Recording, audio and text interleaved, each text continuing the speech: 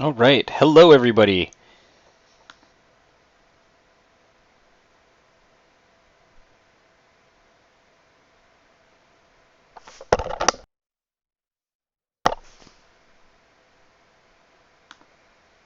Test, test, test. Right. Hello, everyone.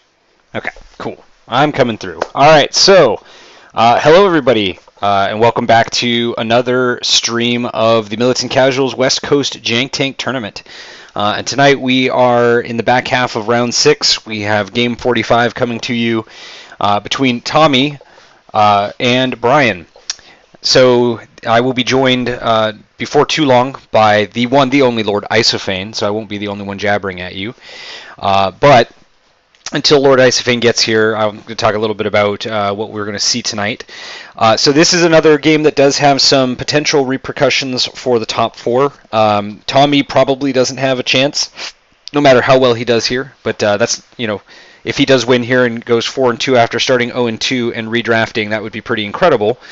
However, if Brian were to win, then there's a good chance that Brian would go ahead and would be able to make up enough ground to potentially break into the top 4. So our current standings are, as we enter this game, and Tabletop TO doesn't want to show me, is we've got Rick with his game done at 5-1. Daniel next in line, who has not played his game yet, likely locked into the should be locked into the top 4 even if he loses, given his MOV. And then we've got a couple other folks who are at 4-2 and are fighting for that, the final 2 spots. Sir Wolf, who's already done and has a pretty good MOV. Let's see, Sean Bowman, who won last night and has a pretty good MOV. And of course, Brian has a chance to maybe jump ahead here. So yeah, we're looking at... Here we go. Actually, TTO finally came back. So yeah, what we've got is Sean finished up with 1,221 MOV, so he is below Wolf and Daniel. So everybody is fighting for that 4th spot at this point. So the folks who probably have a chance at getting into that 4th spot include Daryl, Patrick, and Brian, with Brian having probably the lowest chance, with the lowest MOV in the 3-2 group. So we'll see. Tommy's list has been pretty resilient, and he's been in pretty much nothing but close games, so it's going to be a tough go here. So yeah, so we've got an Imperial list versus Scum and Villainy tonight.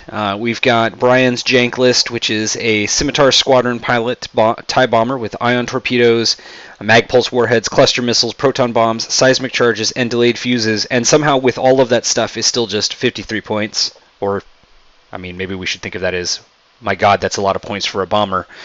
Then you've got Redline, who is, everyone's favorite TIE Punisher with proton torpedoes and homing missiles, an Onyx Squadron Scout, TIE Aggressor of all things with ion cannon turret, cluster missiles, and afterburners, and at I-5, good old Scourge Scutu as well, who can potentially get some extra dice on you when he really needs to. And then on Tommy's side, we've got Forlom with advanced sensors, informant, shield upgrade, Mist Hunter, and a heavy laser cannon, Black Sun Enforcer, Star Viper with Virago, Zuckus with outmaneuver, passive sensors, Cad Bane, and inertial dampeners, and an autopilot drone escape craft, basically a mobile proton bomb for 12 points. So yeah, that's right. Tommy has been winning games even though he gives up 12 points right out the bat. 3 rounds in, guaranteed. No questions asked. So let's see. Tommy, I think, drafted well after Brian. Yeah, Brian drafted 6th. Tommy drafted 13th. So Tommy's going to have initiative choice. Let's check in there.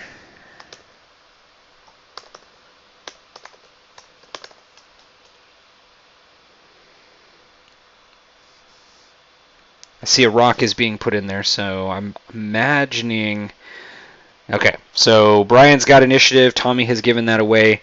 See Tommy's initiatives. Let's see. Let's make sure we get this right. So Tommy's got at the escape, escape craft. The drone is at 1. The Black Sun Enforcer, the Star Viper is at 2, and then both of the 4 G1As are at 3.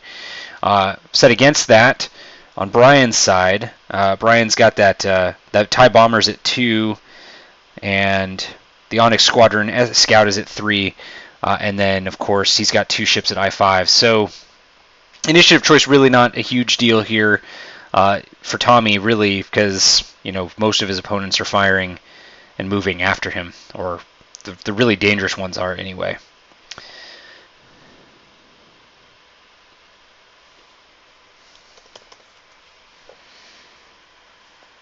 Alright, so the first rock is down. Tommy should be thinking about whether to put a gas cloud or a rock somewhere near there. He went to get a beverage. Fair. And hello to Charles, who is viewing tonight's carnage.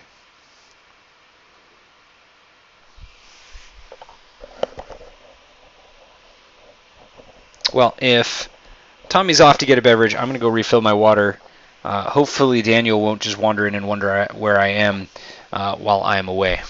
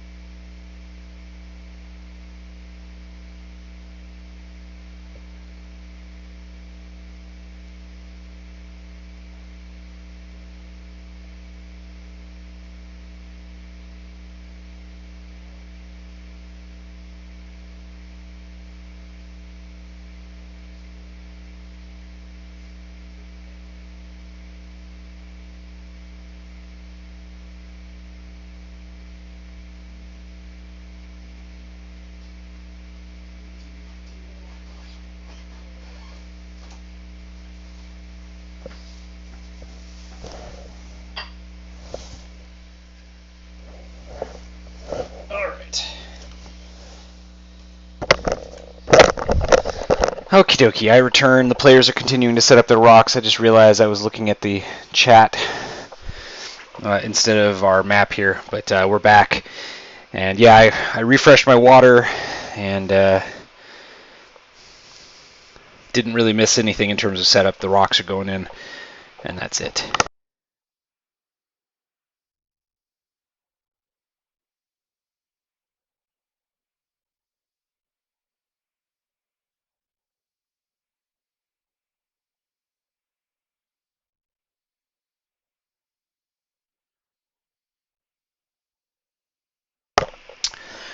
All right, so I'm going to talk a little bit about this matchup here. So, the interesting thing here, I think, is that Tommy is running a couple of what have been fairly durable G1As in this matchup, and this might be, especially with Redline having proton torpedoes, the most difficult matchup that Tommy has faced in coming back from 0-2. So, why is that? Well, because there are 2 ships in Brian's list that move after his. He's not going to have as much of a sort of an advantage as he's had in other matchups where there weren't as many I-5s, meaning Tommy. And it's Forlom and Zuckus. They can do some crazy things, but they're not really going to dodge a proton torp. So Tommy's going to have to really make good use of his mobile proton bomb, which has gone on the board in the middle here as the only I-1. and try to keep Redline from getting an easy shot on one of those G1As in the early going.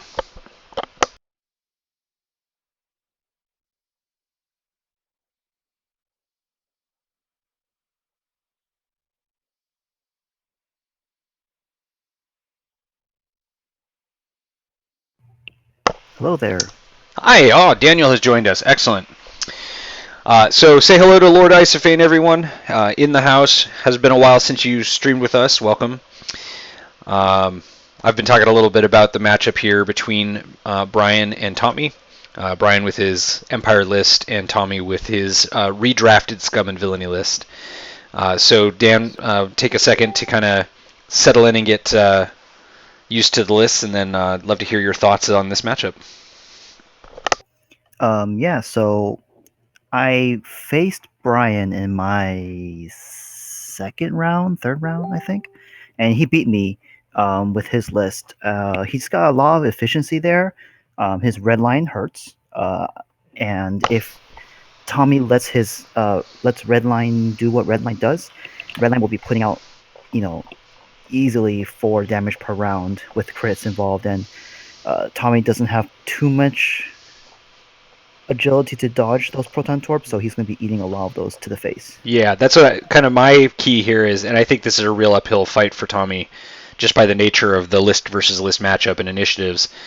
Is he's got to find a way to keep, as you say, Redline from putting a Protorp on either. He doesn't really want it to hit either Zuckuss or Forlom. The win condition really for Brian is get Forlom off the board. I think if Forlom's gone, that's a lot of the shenanigans that Tommy can use to try to lock down part of the list. And I don't know with both Scourge and Redline moving at I5, that's so much harder than it has been in some of Tommy's other matchups. Well, Scourge isn't too much of an issue. I mean, yes, it's a TIE fighter, and they can get that extra die in the bullseye arc. But you have to also watch out for that. If I remember correctly, he has a Gamma Squadron bomber, I believe. Well, he's got a Scimitar Squadron. Yeah, he's got a Scimitar Squadron with the ion torpedoes, and then he's got the Onyx Squadron Scout with an ion cannon turret. Also, both kind of bad news for the G1As. But yeah, that Scimitar Squadron pilot is also carrying like 1 billion torps and bombs. Right. And in my match, I completely not ignore, but disregarded that bomber as being, doesn't do anything. It's got 3 different missiles / torpedoes. No, yes, it has ion torpedo, cluster missile, and a mag pulse warhead, and it's got 2 bombs and a delay fuse. And I was just like, this thing is whatever. I'll ignore it because it's not going to do anything. And it turned out to bite me in the end because that bomber is pretty heavy in the points, and I killed everything. I killed Redline first because Redline was my first priority in the game, and it turns out that Scimitar cost me the game because it had so many points loaded up onto it. Yeah, you wouldn't expect a Scimitar Squadron pilot to be the second most expensive ship in a list ever, right? Now, do you think that Redline is still, the top priority for Tommy's list? Oh, definitely. Because Redline can, Tommy needs to prevent Redline from firing 2 proton torpedoes. One is probably unavoidable because there's very little you can do to stop that first one from coming out. But you need to do everything you can to stop the second one from coming out. And if he's able to just take just the 1 proton torpedo, lose 4 shields, 3 to 4 shields, from that torp, and then mitigate the rest of it, then he'll probably be okay. But if Redline gets all his torpedoes off and potentially reloads another one, then you're kind of in trouble. And what's interesting here is Tommy did have to set up Forlom and Zuckuss before Redline went on the board, and Brian was willing to kind of put Redline on the flank and not sort of engage Zuckuss and Forlom. I'm not advocating like a joust here, but he's nowhere even close to them at this point, and that's going to give Tommy some flexibility and space to keep rocks and stuff between he and they, unless Redline just is going to 2 or 3 hard this side of that rock first. Right. The other thing though with Redline is he probably saw where that autopilot drone was placed, and he's going to most likely just play it slow for the first 2 or 3 turns, just to avoid getting that auto crit from the escape craft there. And once the escape craft goes down, because you also see his positioning of his ships on the Imperial side for Brian, that he's got very little commitment. He's not committing to a side. He's not committing to one board edge. Most likely, all the ships are going to go slow or just turn in. Yeah. So if you are Brian, what are you doing with your ships in this first turn? What's that ship called? The aggressor at the bottom. It's TIE aggressor. Yeah, exactly. Most likely going to 2-turn or 3-turn away, because he's going to say a big fat nope to that, to the two. Yep. G1As. No, not G1As. Right, they're G1As, right? Yeah, they're G1As. You got it. G1As. I'm bad with ship names.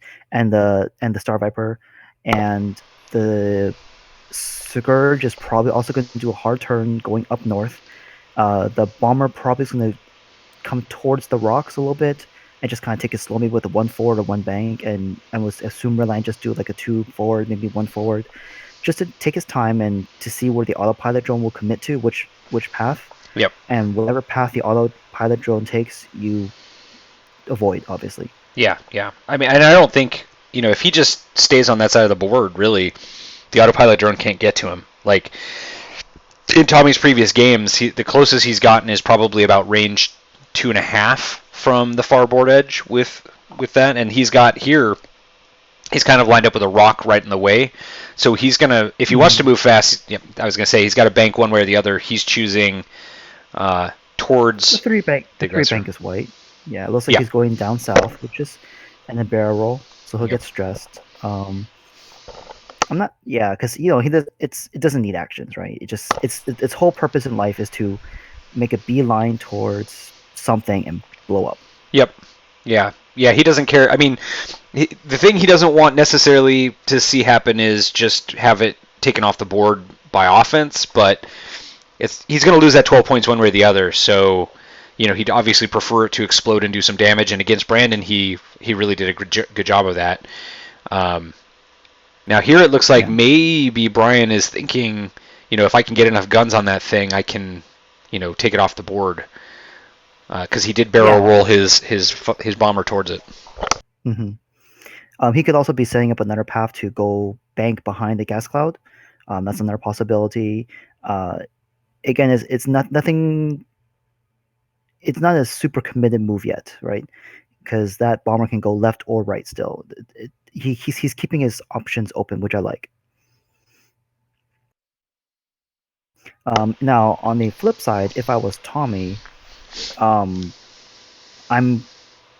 think he already did what? Was that 2 forward with the Star Viper? I think so. He didn't get very far here. Yeah. Yep, 2 forward, and then he didn't do a boost or anything. Mm-hmm. So I was gonna say, if I was Tommy, I would just go. I would actually turn everything up the board edge. Just do hard turns everywhere, just because, based on the positioning of the I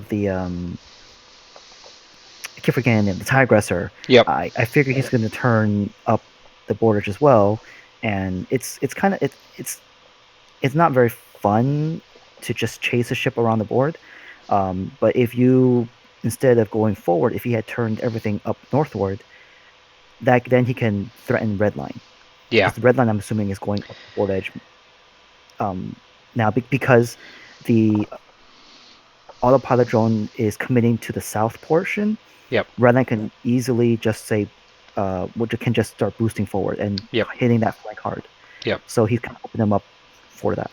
What I wonder is what Tommy was thinking was, rather than signal that he was going to turn north here, he has gotten far enough where he can now go around that gas cloud and turn in there and still keep the vast majority of the obstacles between him and Brian's list, and he'll engage with Redline maybe a turn later than he would had he turned already. But I don't know that it hurts him too much, to be where he is, particularly with Brian being so careful to move his vulnerable ships, out of position relative to the floating bomb. Right, exactly. So for Tommy, the biggest thing is he needs to catch a ship out of position, and it's in this. If he goes forward, he'll try and catch the aggressor. If he had turned up, he'll try to catch red line. But it really depends who will he catch, because the way red line is positioned, he's going to take at least 2, maybe 3 turns of moving forward and then banking around those rocks before he can line up a torpedo shot.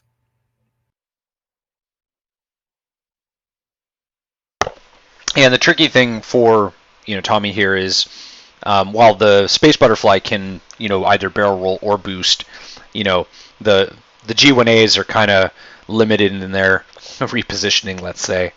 So he's not going to be moving those much faster than here probably if he does go around the cloud a 2 hard, and then he's got to go 2 or 3 forward after that.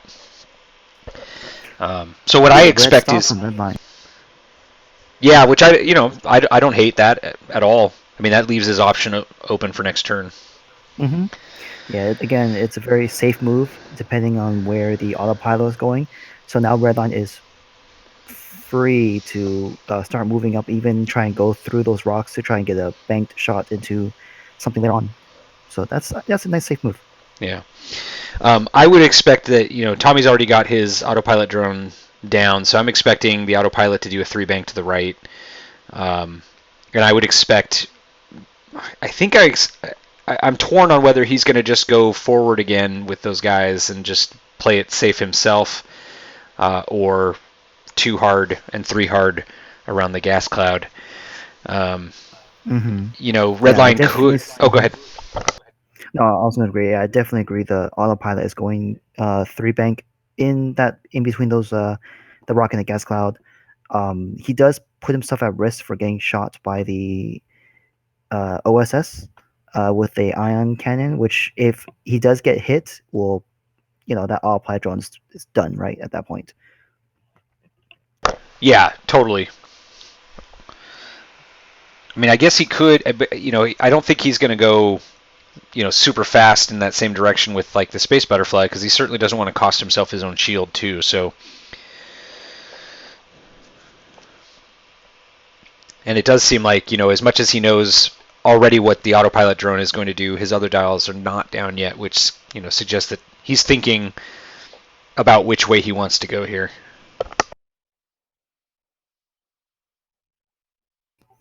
Yep. Yeah, the question is whether just to keep going forward or to start the bank or the turn in. I guess that's the question. When should Tommy pull the trigger?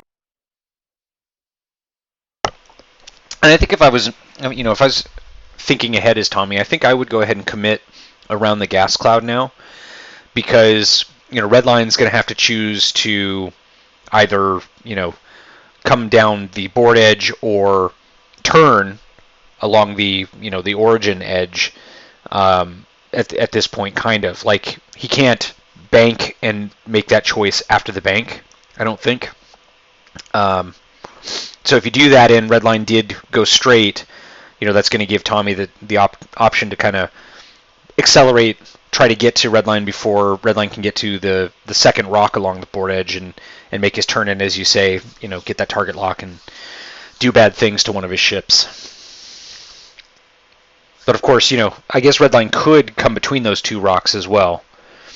So, if Tommy sees him commit to that, then he also can go slow and keep the the rock just to the left of the autopilot drone, sort of as a screen for Redline too, make it harder for Redline to come in on him.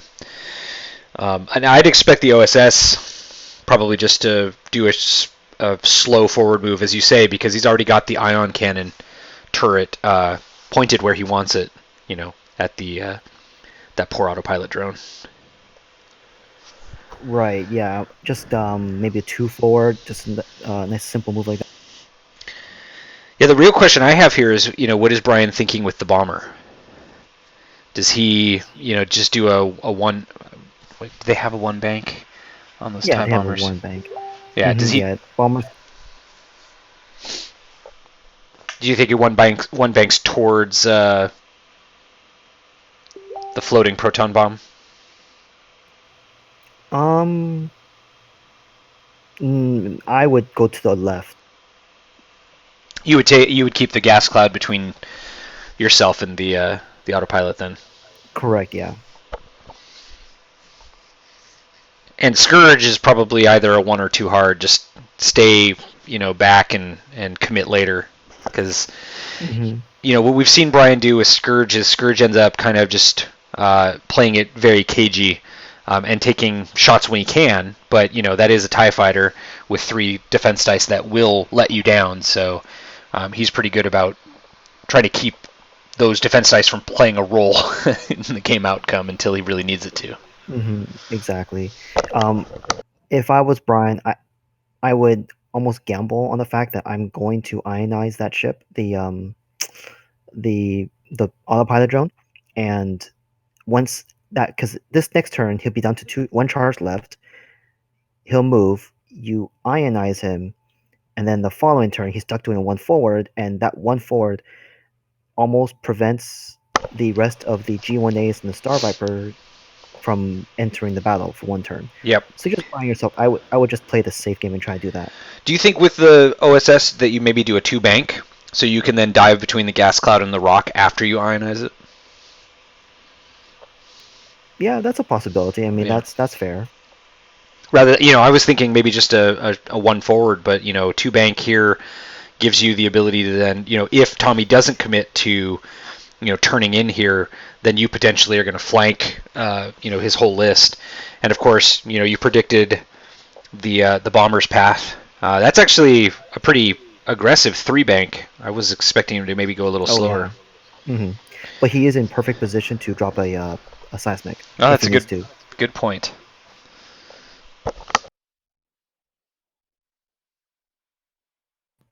Now, if that OSS just did a 1 forward, he actually may not be in range to use the ion because there's only range 2.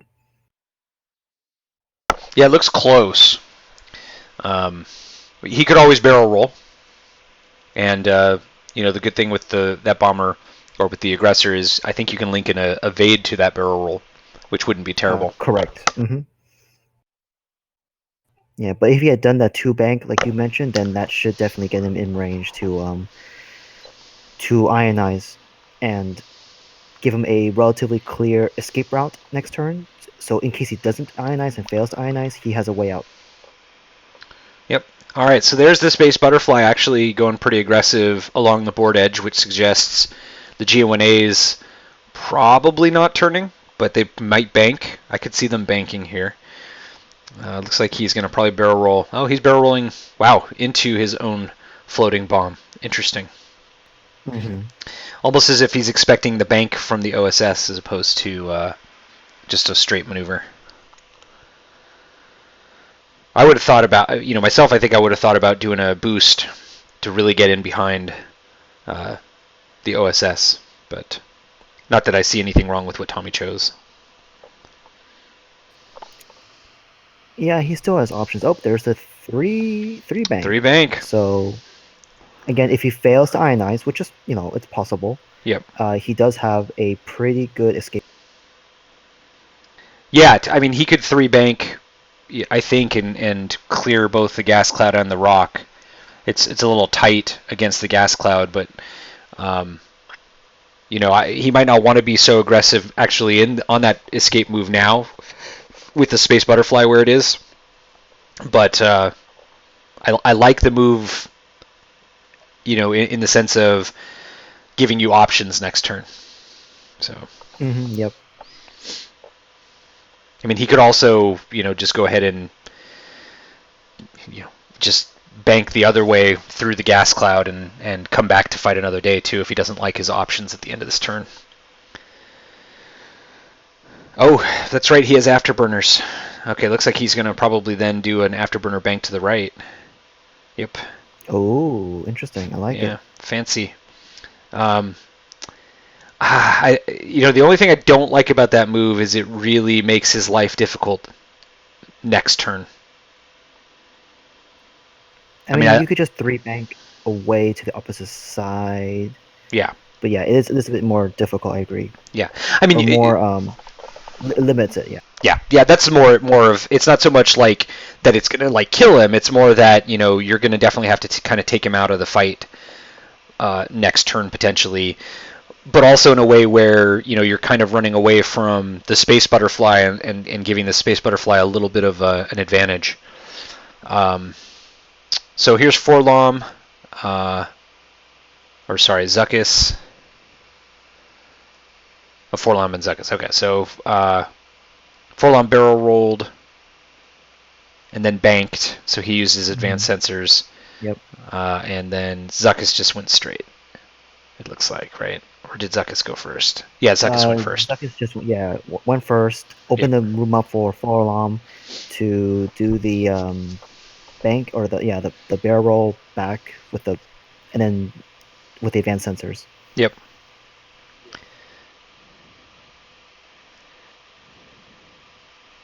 And the advantage that gave him is that the 3-bank is red, so he gets the free calculate and the free stress to pass to the butterfly, I'd imagine.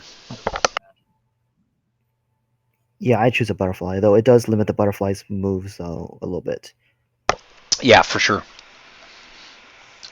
If only it was just a little bit further forward, he could throw it to the autopilot and just be like, "Yeah, you're gonna blow up anyways. Take another stress, my friend."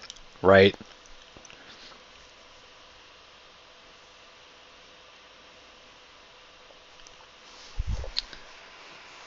So okay, there's a red line doing a 2 forward.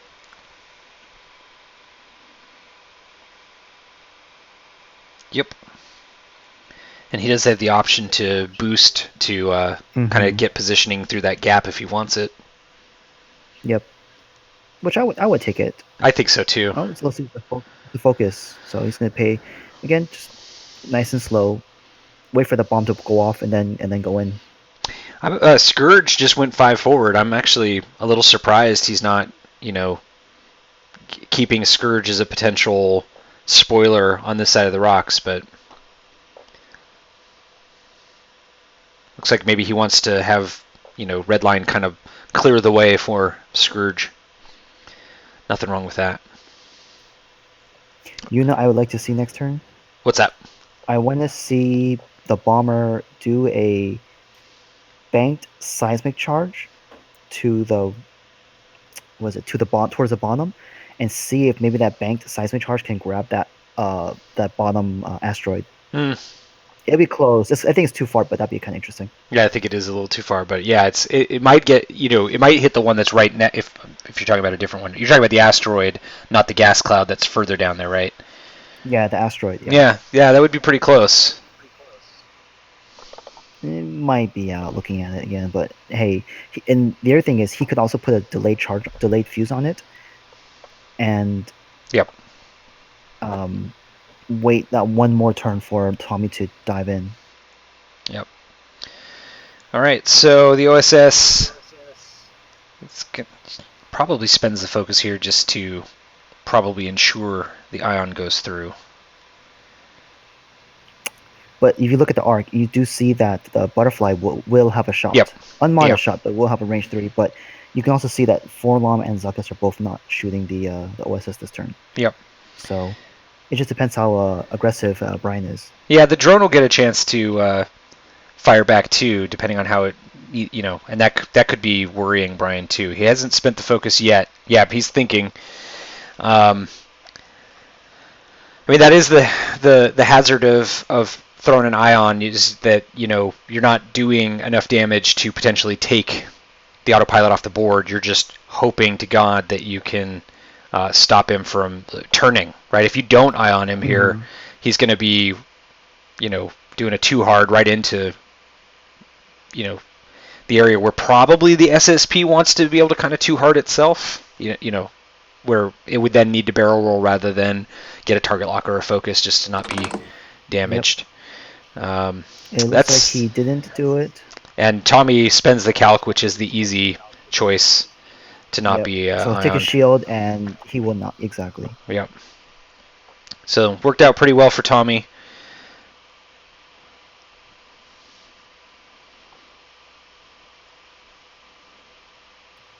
Yep, I agree. And yep, Forlom's got no shot. But the BSC does have a range 3.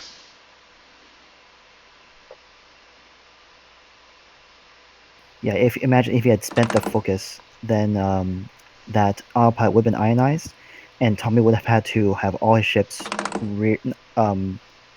completely disengage Yep. to avoid getting crit themselves. Yep. Now I think Tommy spent the calc though, right? Yes, he did. So that calc's gone.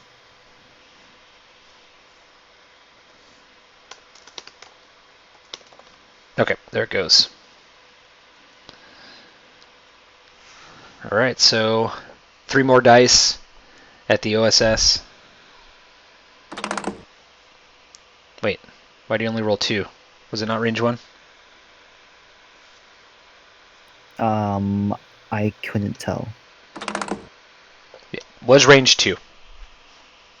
But he will take the shield off of it, so, these things work Yep, out. there you go. A shield for a shield.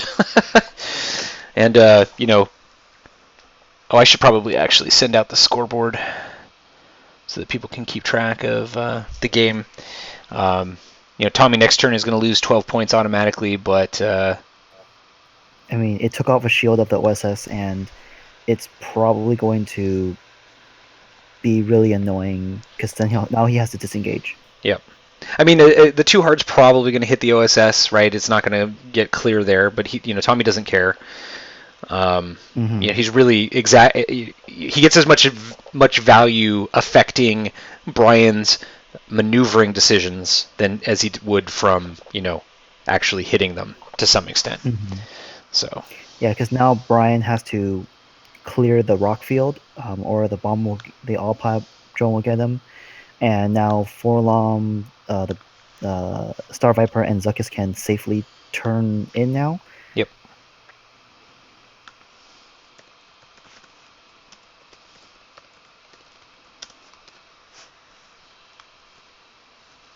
Okay, I've shared the scorecard in the stream chat if anybody's looking for it. And should be round 3, right? Oh, look at that. So I think Tommy's using Virago, though I'm not sure what happened there. Maybe he meant to bank the other direction. Yep. Ooh, interesting. So I like that move too, particularly because the butterfly moves before that OSS. So Tommy could do some cheeky stuff here to, oh no, to to block the bomber into a place where he will take that crit, though at the risk of the space butterfly taking that crit too.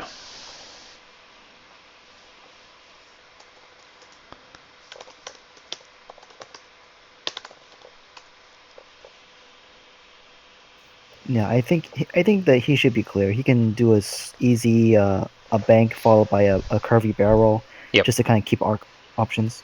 Yeah. Yep.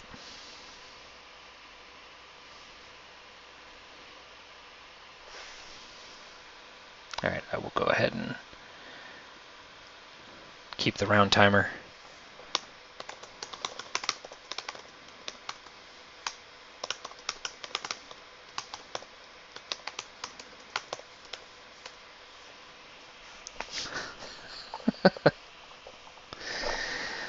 Yeah, so if you're, let's see, so if you're Brian, you kind of have to, try to get the OSS out of there, try to keep the SSP from getting hit by that crit because it has no shields. Mm-hmm.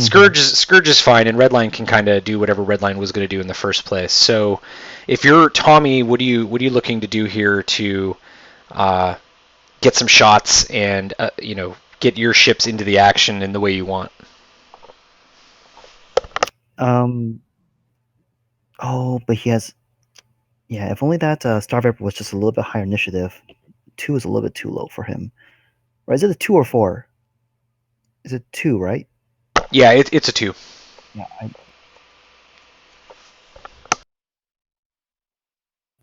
Yeah, so he really needs to get his ships into position. So I would assume like it's like a bank move with the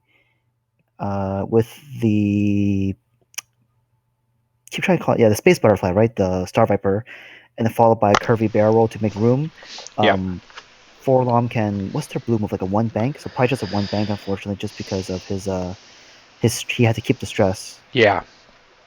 Because I think the Virago was shouldn't It should be stressed. It should be the red space move. butterfly should also be stressed, right? Yep. So he's probably gonna do a one bank to the right, then barrel roll back around. Yeah. Yeah. So the blues on the G1A dial are, as you say, pretty limited. It's the one forward, one banks, and two forward, and that is it. So, Forlom probably does do a one bank. I think I agree that that's pretty much the best move there. Zuckuss is probably going to have to do a two hard and think about maybe barrel rolling to the right when he's done, so he's not headed right for that rock. I don't think he's going to have a shot this turn anyway. So, I don't think a mod really matters for Zuckuss. I'm really interested to see how fast the Zeta Squadron bomber goes, or the Scimitar Squadron. Sorry. Does he do a 3 hard and go real fast, so that he's got space to potentially barrel roll out of wherever the floating bomb goes?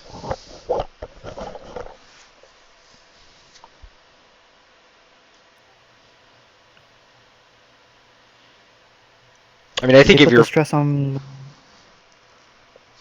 sorry, Did they put the stress out on the Star Viper yet? I not don't that I've think so. seen. No, I did put it in chat to remind them. So Okay, there it is. I see it now. okay, cool. Cool. And honestly, in terms of blues, the Star Viper's not super awesome either, right? Not as interceptors go. So it's one forward, the one banks, two forward, two banks, and the three forward. So no hard turn blues. A little bit limiting. They make up for it though with the crazy barrel roll. Yep. The barrel roll is like a boost plus a barrel roll combined into one. So even if they have only a bank, they can still do that barrel roll, and they can be in all sorts of weird positions. So Yep. And also always does have access to a boost if that's the right move. This Star Viper's a pretty good ship, particularly if you only have one and you've got the Virago title on it. So, man, I wonder if you can get in a position to block the uh, the TIE aggressor so that it can't run away and it gets stuck and gets bombed. yeah, That'd be cool. Yeah, that's what I was thinking. Like, I think if he did maybe a two forward boost, two forward and then like a barrel roll boost, Two not barrel forward roll and boost, sorry. barrel roll backwards. Well, if he barrel rolls backwards, I think that he's gonna have a shot, but I don't think he gets the block. No, you're probably right.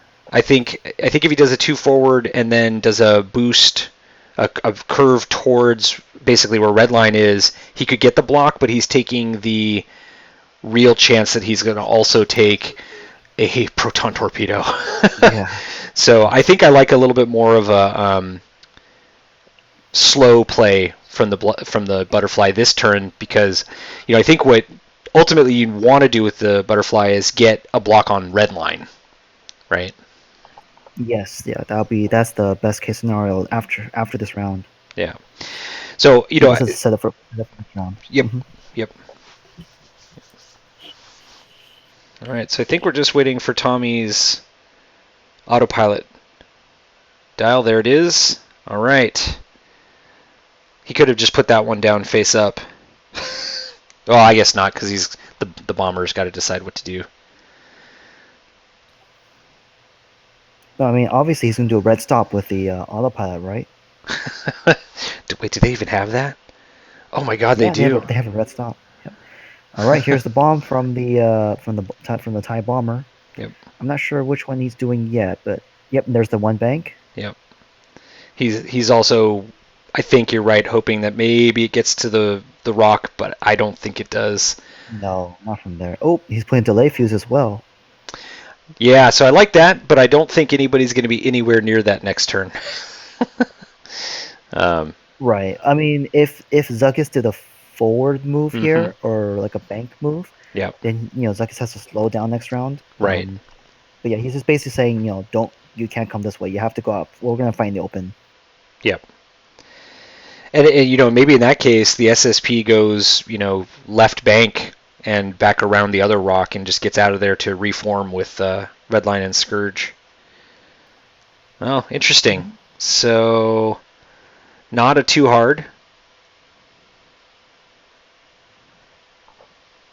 I think Tommy was trying to do a barrel roll, but it looks like it failed. Yep. So he can't.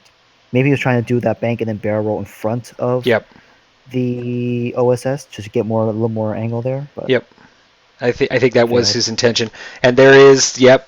So Brian's like, you know what? I don't like where things are right now. So Goodbye. see ya. I wouldn't be surprised now with that to see Redline maybe do a hard stop here. A zero stop. I like that. Zero stop or like a 1-4, just to, again, take it slow. Yeah. The butterfly did go kind of slow. Yep, and he's barrel rolling away because he doesn't want to get caught. Yep, just to get some angle, because most likely that OSS is doing a 3 bank. Yep. I mean, he could 2 hard away as well, but the 3 bank feels more likely. Plus, 3 bank means you will have an ion shot on the butterfly, so why not?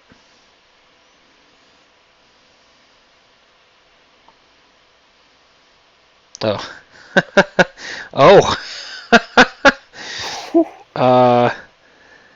Well, Did Brian he do the other way? Brian is correct. That weirded us out. If Zuckus did a 2 hard, I do not like that position. And I don't think he... very... Afterburners. Ah, yes, okay. Interesting. Okay. So they still have to roll for the rock. Yep. I still think Zuckus actually has a shot. Forlom might get blocked. Okay, here's the... Zuckus. Oh, so it takes another damage. Yep. That's into hull, but not half points. Mm-hmm. If Zuckus did a hard 2, I don't think it blocks the hard 2. Yeah. But I think his front arc might be too far forward at that point. Yeah. Forlom, if he did the 1 bank, is going to get blocked. Yep. Oof. Oh, never mind. I take it back. The thing that... Yeah. I mean, the good thing for Brian, if he does block Forlom, is Forlom's not going to be able to do stress shenanigans to him because the 1 bank is blue, and he won't have the action. Yep, correct.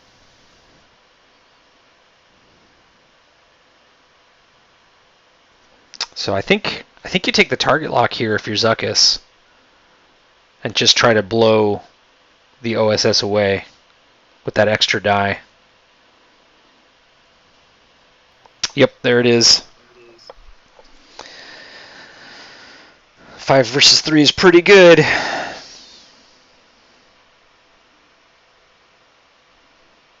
And does Zuckus have...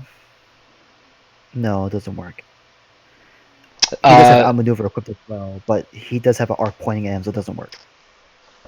Oh, wow. Does not block Forlom. Wow. I think outmaneuver actually still procs, because that's not the primary arc. No, it just says if you're not in the defender's firing arc. Oh, okay. He does have a firing arc pointing to the side, so all right. That will not trigger. While you perform a... Yeah, okay. Now, what can Forlom do? I don't think Forlom can get a shot this round, so he might just need to prep for the following round. Yeah, it's an interesting question here. Like, do you... Let's see, what are the red actions on this thing? I wonder if you do that just to lock down the bomber or the OSS if it survives. Yeah. He could do a failed barrel roll to the left, just His barrel roll is white because of the Mist Hunter title. Oh, it is. Yeah, he doesn't really have a red action, so there's not much he can do. He's going to target lock in case he needs to kill it later, which is, that's fine. Yeah, that's fine. Okay, so Redline actually, wow, Redline went pretty fast. Woo. He's probably going to try to take a target lock off of that boost, see if he can get that Space Butterfly. I think he's out. I also think he's out. I think he's going to be... Oh, I take it back. Oof. Okay. He's in. That's one Proton Torpedo coming out. Yep. Man, we are bad at judging distances this time. Yeah. Well, I guess it's the medium base.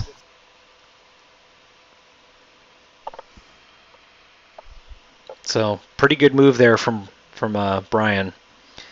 Though, if you get Redline to fire a Torp at, the Butterfly rather than Forlom or Zuckuss, I think you're kind of okay with that.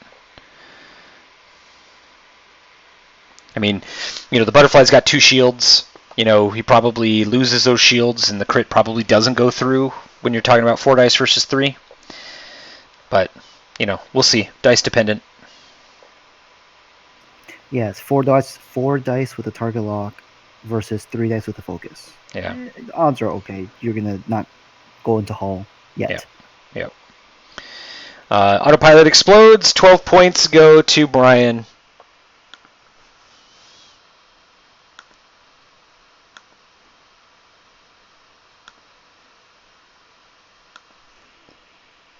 All right. And so that should take us to Redline's shot.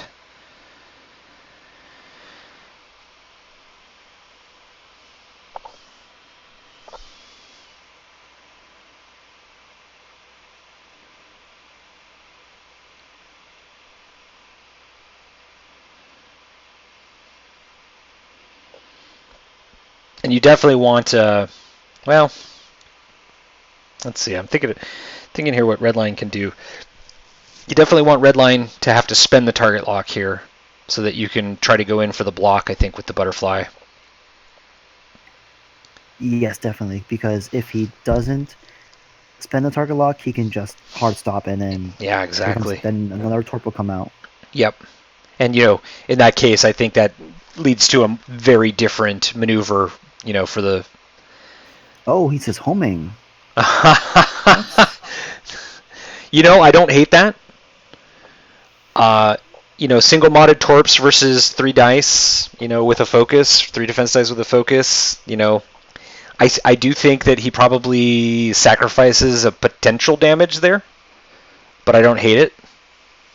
Mm-hmm. And he saves the torpedo, so... Yeah, and exactly. And he saves the target lock. Yep.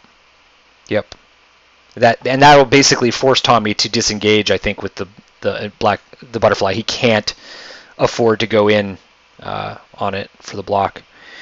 Here's Ion into Zuckuss with no mods, so this will be 4 hits.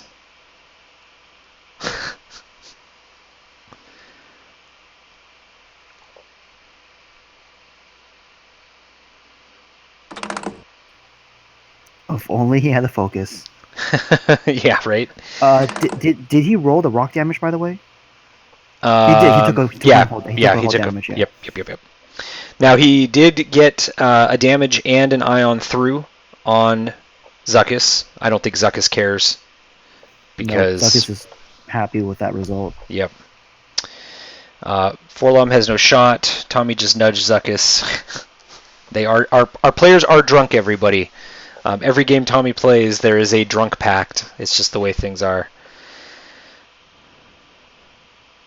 Yeah, and also Vassal is finicky, where you click a ship and it always it moves half the time. Yeah. All right, so we have an added die on offensive defense using Zuckuss' ability here.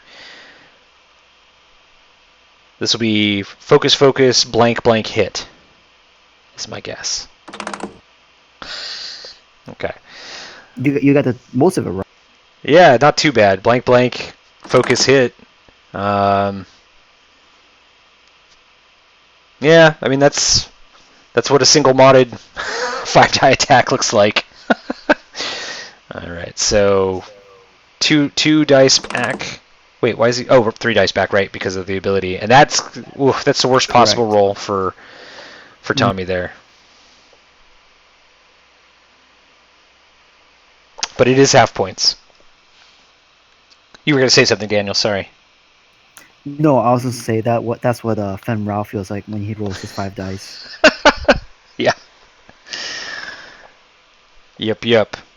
All right, so we've got a fuel leak and 2 health left on that OSS. I feel like Tommy was hoping to maybe do some kind of crazy K-turn with Forlom here, but I don't think he can afford to do that. Oh, of course, the Space Butterfly does get a shot on Redline here. That's a good roll. 3 hits, yep. Yep, 2 dice naked on defense. Ooh. Oof. I'll take that trade any Yes. day. Yep.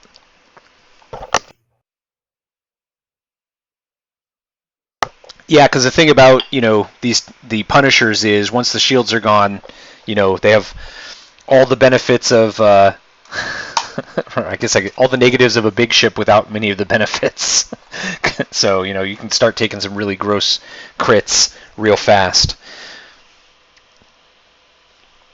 All right, so Tommy's got his dials down pretty fast. I will go ahead and increase our round counter since they did not.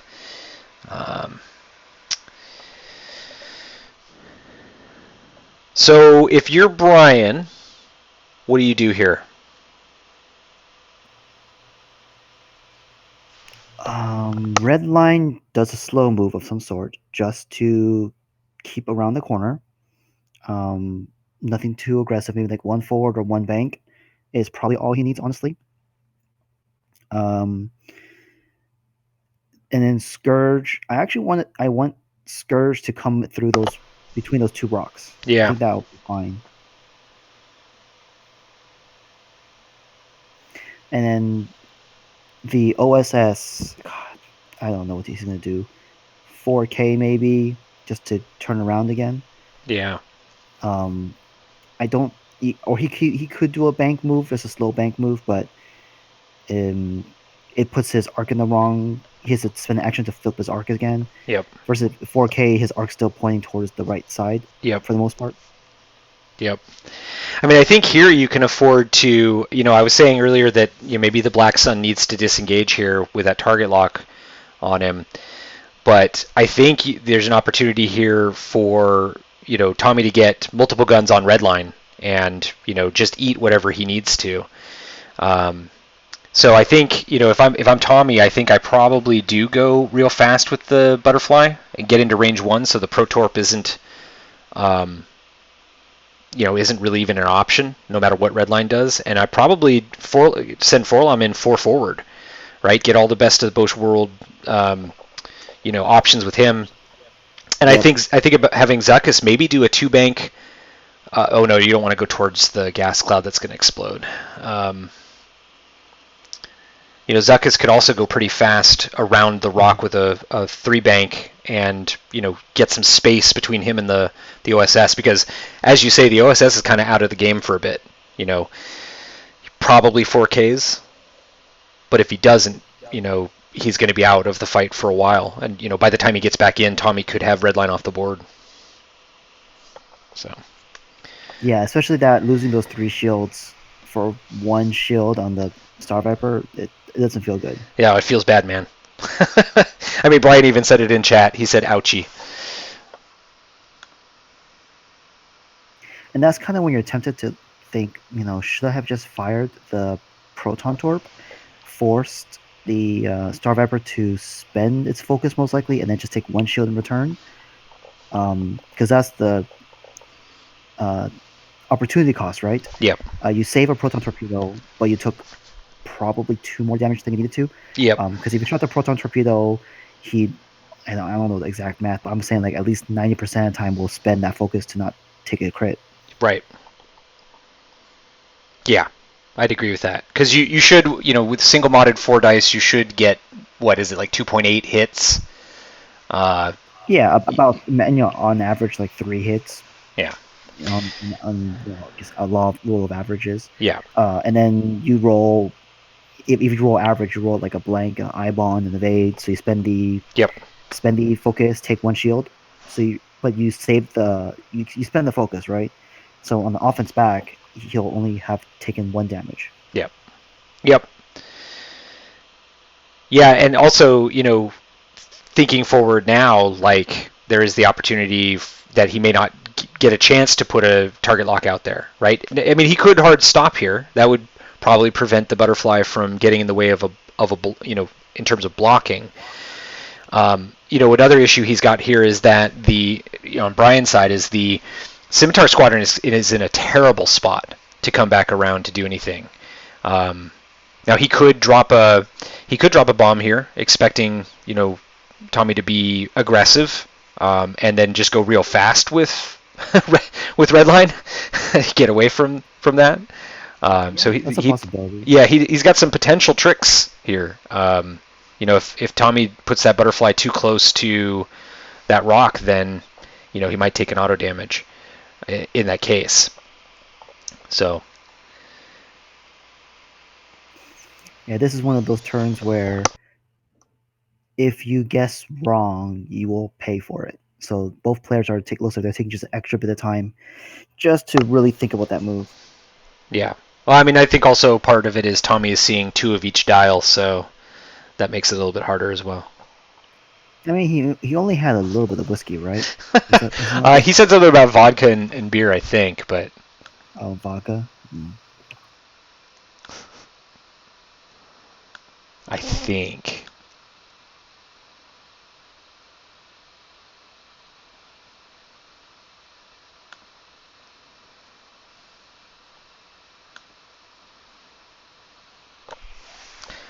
But yeah, they. I know Brian doesn't put his dials on the board until he's got all of them set, and there they are. So he's just got them on the board. Tommy tends to do dial by dial, and of course he does have 1 fewer dials. Right. Yep. So we are good to go. Looks like. So round 4, fight.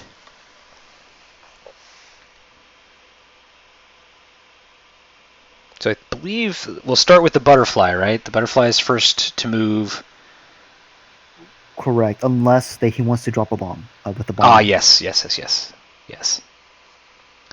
Or sorry, no, that's right. Brian's bomber is the first to move, and he did not drop a bomb, but he did go away. Interesting. And the other way, interesting. Yeah. Yeah, I mean, I don't think he had a clear move the other direction, so. Mm-hmm. Yeah, most likely he was planning on Tommy just completely disengaging, or not disengaging, but going hard towards the right side of the field. That will give the bomber clear access to the bottom, to the left and center side. Yeah. Yeah, that's going to take the bomber out of the fight for a while. Yeah, he'll be out for what? He'll do another turn next turn. Yeah, like 2 turns out. Yep. So Tommy did not go super aggressive. And, if Redline stops here, that is an easy Proton Torp shot. Even a 1 banker, 1 forward is clear here, but doesn't put the Protorp on, so. Let's see what the OSS does next. I'm guessing you're right on a 4K.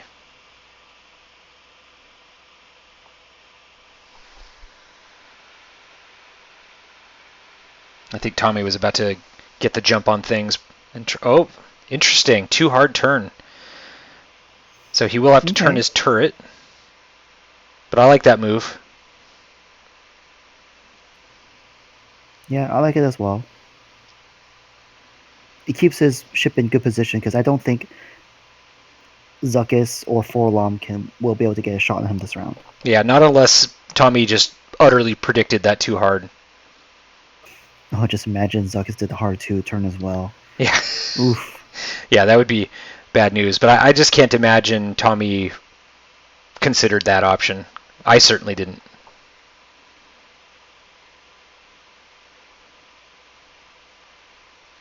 So he's advanced censoring a calculate for Forlom. And there's the 4 forward as I predicted. He'll take that stress. And then he'll probably get another Yep. calculate from his ability. Yep, so he has Yep. 2 calculates. Yep. Pretty good. Zuck is K turned. That's probably an Ion Zuckus when all is said and done. I agree.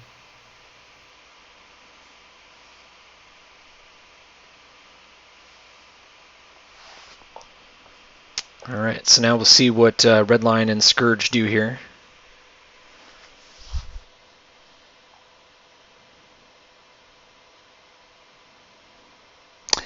I wonder if Tommy, planned that butterfly move expecting the bomber to put a bomb down, and so he didn't want to take the auto damage on the butterfly.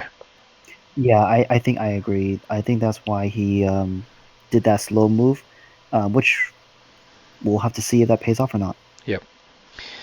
It looks like Scourge might have that bullseye shot on Forlom, but it's pretty long range.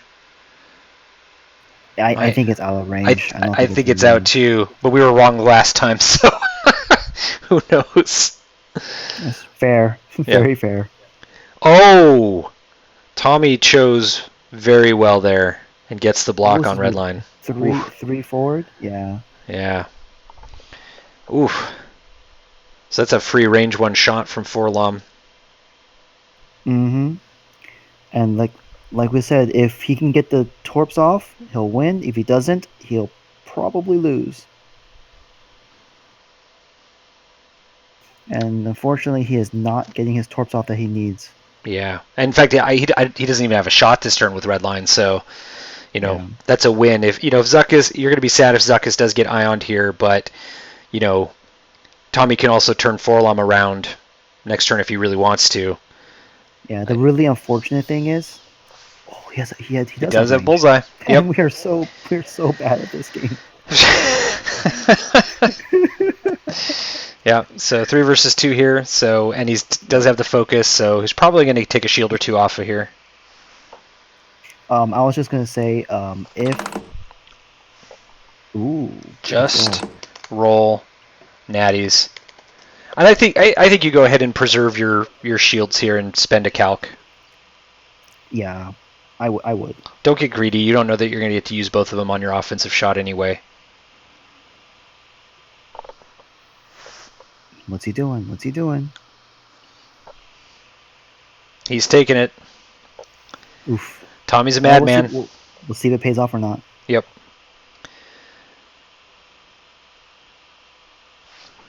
I was going to say, if the OSS does manage to ionize Zuckus, and he does a hard 2 turn the following round, it's very likely that he can walk Zuckus off the board. You know what? They forgot to detonate the gas cloud. Oh, yeah. Oh, but that's not enough, though. He didn't roll well enough. Oof. Does not punish Zuckus. That's very, very lucky for Tommy.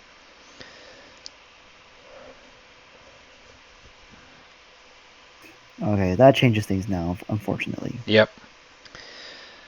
Well, Forlom could still blank. And it is Forlom's shot now. Right, but next turn or at the end of this round, he's going to pass that stress to Redline. Yep. And Redline's going to be super predictable. Yep. And, Zuckus could, too hard and, just not worry about shedding that stress himself and just get back into the fight. I mean, in 2 turns rather than having to, clear the stress and then turn around a different way. That's a beautiful shot. Kind of wish you would have the crit here, but a good roll on defense. That is half points on Redline, though. And he should have spent that calculate because he didn't need it. It's like the second one. Yep. Brandon would have spent the calculate. Yeah, I would have spent it as well. Yeah, I would have too. At this point, once you have the advantage, you want to preserve the advantage, and that means keeping as many shields as you can on your highest priority ship. Yeah. If it was a focus token, I would have saved it. If it was double calculate, I would have spent it. Man, I don't see how that butterfly doesn't have a shot on Scourge, but Scourge had a shot on Forlom. That just blows my mind.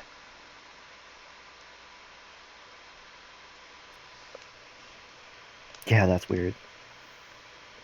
No. That was Yeah, just me. If you turn it on, it's probably just barely out. Here, turn on the actual arc itself. Yep. All right, we've got another bio break, so we've got a little bit of time to fill. And actually, I'm going to run some stuff down to the fridge, so I will be right back. So, Daniel, if you want to monologue about what happens next, feel free. I will move our counter forward to turn 5, and I'll be back in about a minute and a half. Okay. So this upcoming round, looks like Forlom did pass that stress over to Redline. I'm expecting that Tommy is going to try his best to converge on Redline and take him out. Forlom maybe does a K turn, maybe a 2K turn to set up another shot on Redline.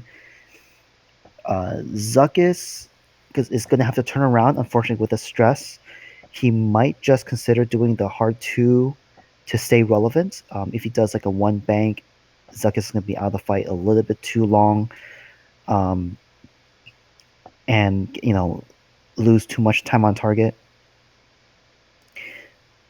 The Star Viper, I think, just goes forward and tries to loop around the rock and maybe try and chase down the bomber or get into the back of Scourge.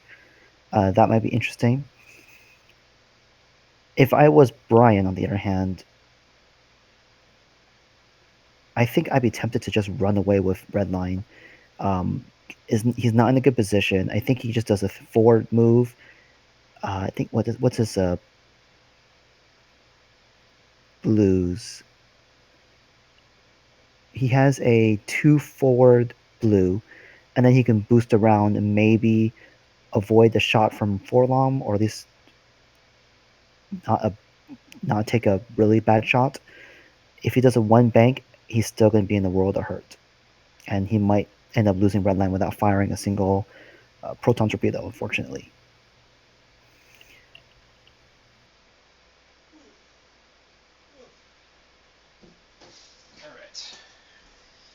Welcome back. Okay, I'm back. So to summarize what I said, I expect Forlom to do some sort of K-turn move of some sort.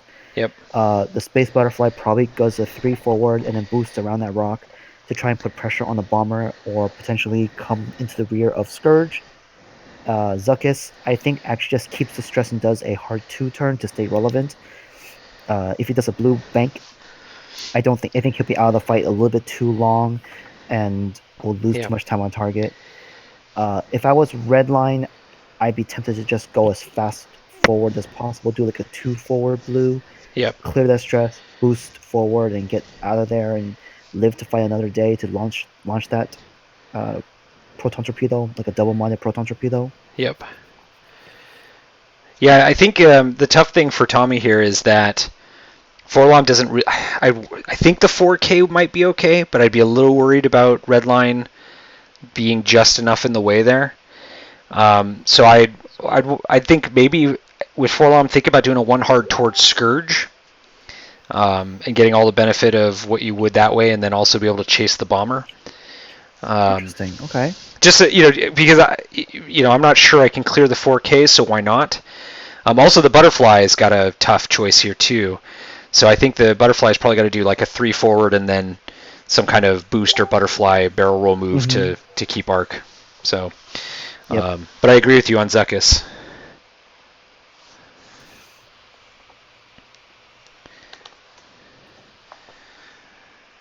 Ooh, okay. We also have informant on Redline, so that can be interesting. Yep. So with informant, if you see what Redline is doing, Forlom does have the option to advance sensor barrel roll before he moves to try and get a shot off or something interesting like that. So that's Yeah, that can be yeah. very that can be very good. Yep. In fact, he probably does clear red line if he barrel rolls to the right forward Yeah, and exactly. then does the 4K. So I would be, and by the way, Tommy loves the barrel roll into the 4K, so I would not be surprised to see that happen here. And that does keep Forlom, around to maybe get a shot on red line, also to deal with the OSS next turn, not this turn, obviously. Plus, then Yeah, Scourge may exactly. not even have a target to fire at. So, yeah. So, yeah, I kind of like that if that's what Tommy's going to do.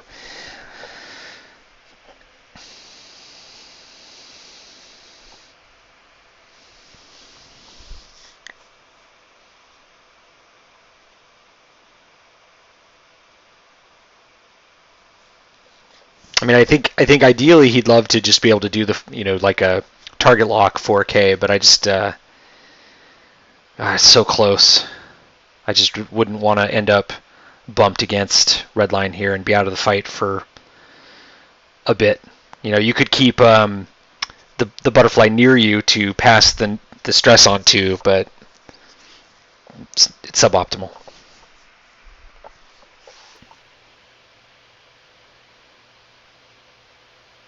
Yeah, I agree. Yep. All right. So Looks like just waiting. they're almost done. Yeah, we're just waiting for Brian Styles.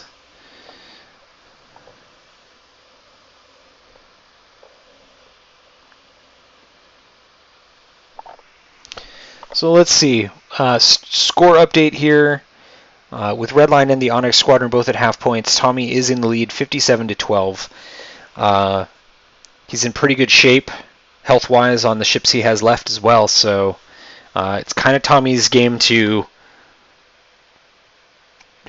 control or give away for the moment. And I also like Tommy's positioning more than I like Brian's positioning, just because Redline's gonna have a really tough time getting out there. Yeah. The was a Scimitar Squadron pilot is in a really just a rough position as well. Yep. Scourge is okay, but again, it's only one ship against, and it doesn't put out too much damage. Yeah. It basically has to have Bullseye to really play a strong role. Now, it is an I-5, so he does have that benefit here. But without knowing where the butterfly is going, he can't really commit to planning to be, bullseyeing Forlom. Like normally, you'd be like, oh, okay, Scourge is a small ship, and Forlom and Zuckuss are both medium base, so you're probably going to get bullseye more than you otherwise would. But Tommy's done a really good job of using the obstacles, honestly, to his advantage. And this goes back to I didn't think Brian should really have probably pulled Scourge so far up the board. I really feel like he should have probably one-hearted in earlier and just one-hard barrel roll, stay threatening multiple lanes. So now he's stuck with sort of Scourge not in a great position. So we'll see if he can pull it out. It is X-Wing, and Dice can do funny things, and Tommy can do funny things, so we'll see.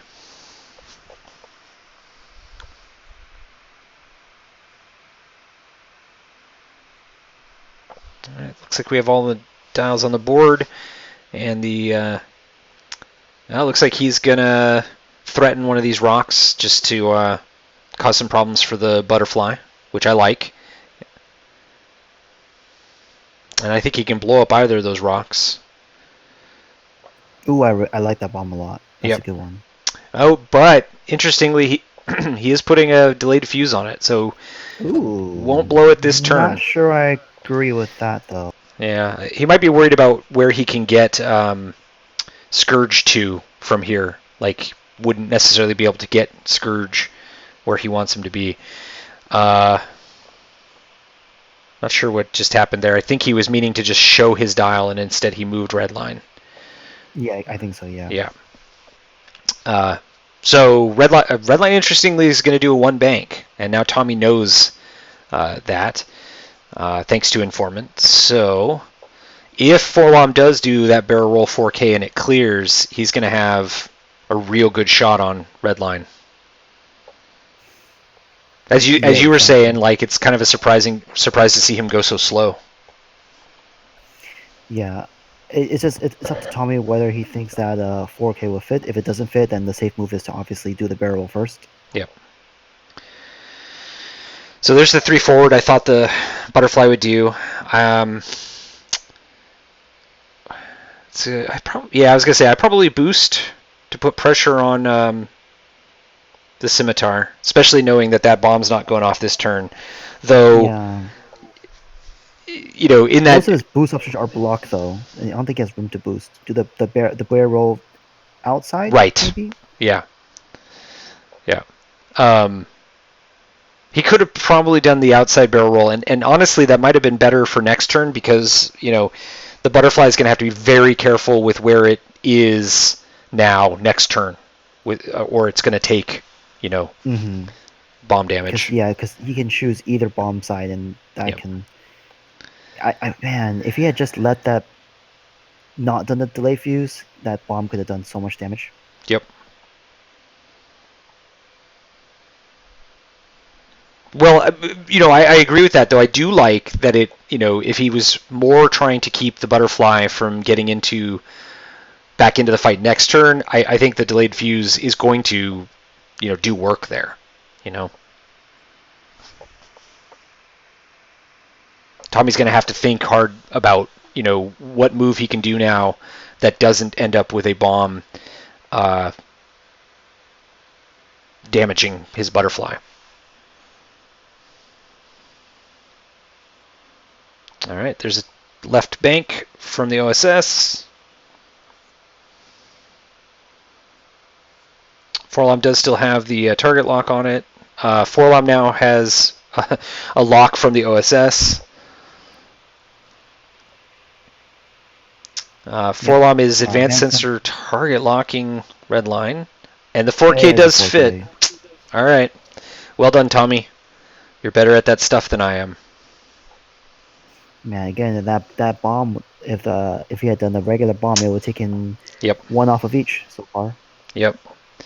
Well, as I say, I think Scourge is going to be in the middle of those rocks and wouldn't have necessarily had a good way to get out of it himself, and he doesn't want to lose, one of Scourge's 3 hull. That's my guess. Yeah, but you're trading 1 for 2. It's probably okay. Yeah.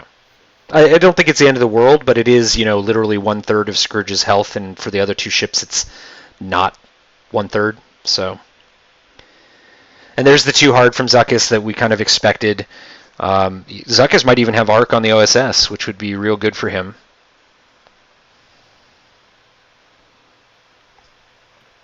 Yeah, so there's the 2 bank. That's what once the delayed fuse went down, that was my suspicion that he knew he wasn't going to be able to barrel roll away from whichever rock he wanted to detonate. So, if he had done a 3 bank though, he would have cleared. Yep. 3 bank into barrel roll. Yep, exactly. All right, and then here comes red lines 1 bank. I think if you're red line, you barrel roll target lock Zuckuss. I mean, not barrel roll. Sorry, boost. Target lock Zuckuss, get some space from Forlom. Yeah, I like that. Or, honestly, you just stay where you are and focus target lock Zuckuss and launch a proton torpedo right where you are. Yeah. The only thing I like... Okay, so he does a focus, you're right. Yeah, and he's just going to take the target lock off that focus. Yep. Yep, just because he is redline and he needs to do damage to make his points worth his while. That's true. Oh. Yep. Yeah, that's gonna hurt. Very likely gonna the upside for Zuckuss is Zuckuss does still have 3 shields, so probably gets out of this without taking a crit, but we'll see. does not have a mod on I'm defense. So mhm.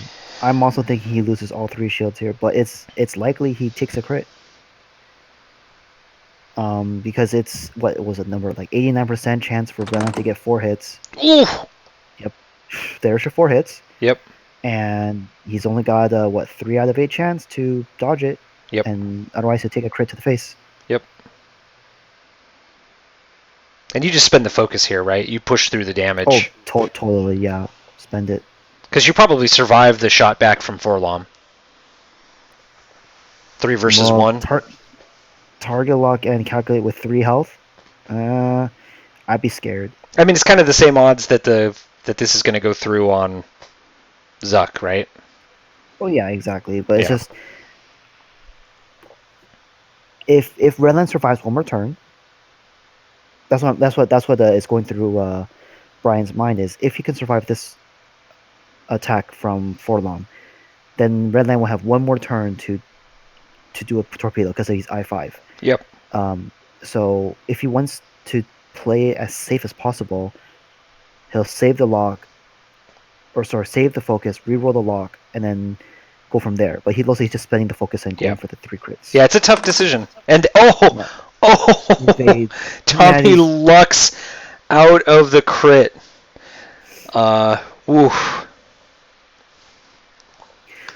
But again, he did save the target lock. Yep. So Redline could go ballsy and do like a 4K. Yeah, I think. I mean, Zuckus may end up getting ioned here too. So Right. If he does get ion, then he can just do like a 1 forward and do another torpedo move. Yep. Yep. So he's definitely got the range 2 ion here. He'll put maybe an ion through with anything better than an average roll. There's something better than an average roll. Oh my God. Oh, Tommy just lucks Tommy. out of it again.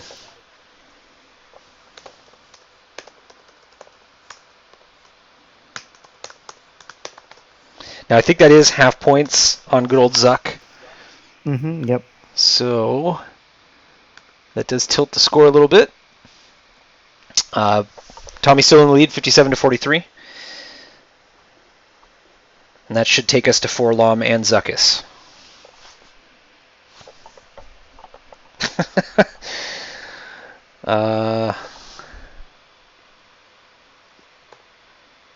Has range 2 at the OSS.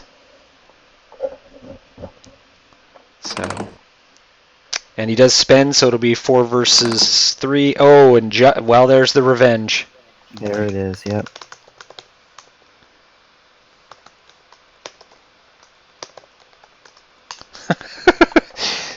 Just roll natties. That's how you win at X-Wing. Turns out it's a good strategy.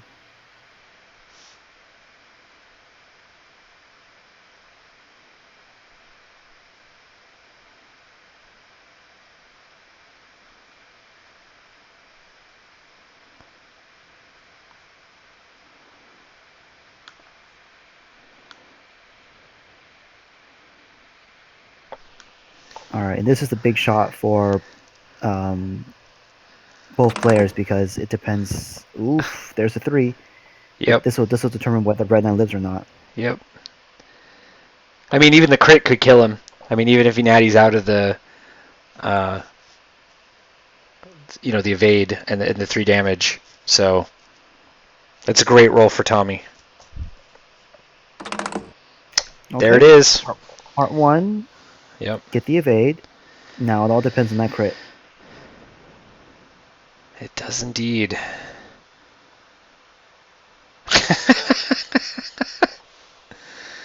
What do we got?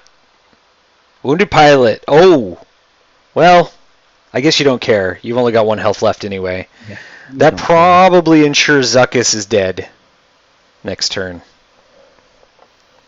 Yes, it does. Yeah. And the red line will ensure he goes down. Yep. So, despite dice working out for Tommy here, I mean, I guess, Zuckus could go hide behind that gas cloud and hope. that keeps him alive. While Forlom kind of moves in on red line, but a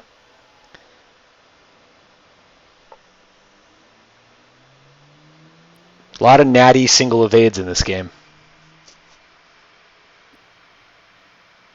Yeah, if I was Redline, I'd just keep the stress, do a hard 2, and hope it's close enough it's range 1, and not take the proton torpedo, and maybe luck out. Yeah, I mean, let's see. The OSS does have to move before Zuckuss does. Oh, here's the shot from the butterfly on the bomber through a rock. That's a pretty good roll. Damage. Yep. That could also take it to half points with the right crit.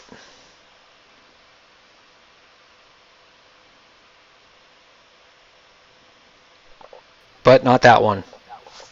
That actually kind of hurts because he really wanted to turn or bank this round. Yep. So,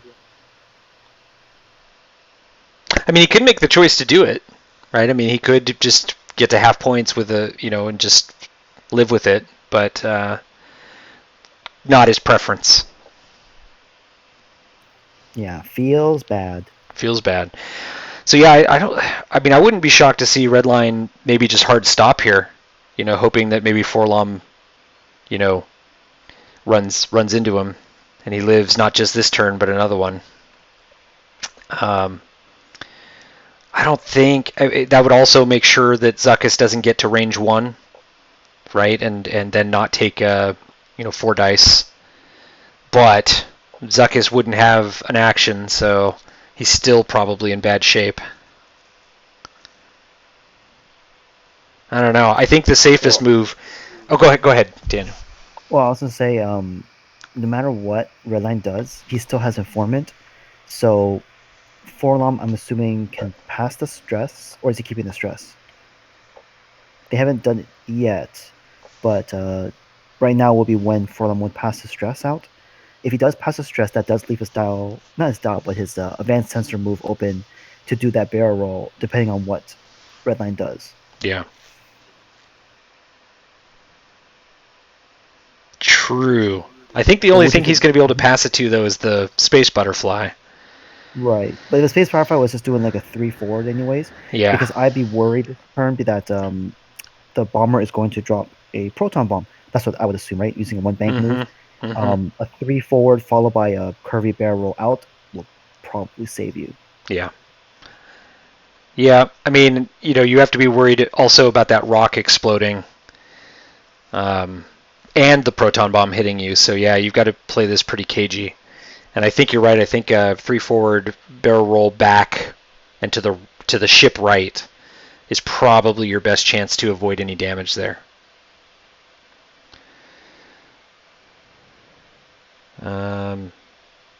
Though Tommy's not passing the stress. I wonder if he forgot.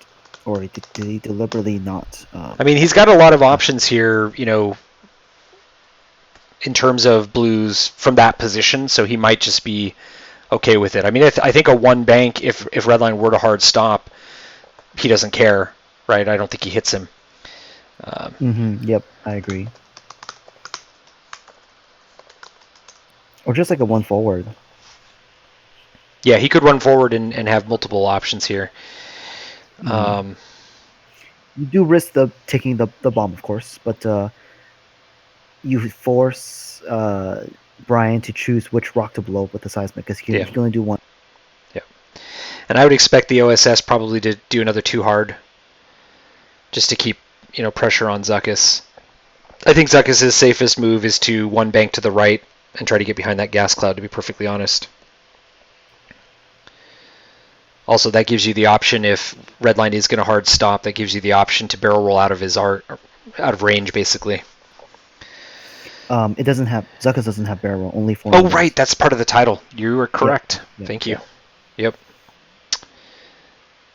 Yeah, you might. I mean, if Redline does just stop, that probably does still get you out of arc the 1 or 2 bank that way. But We'll see.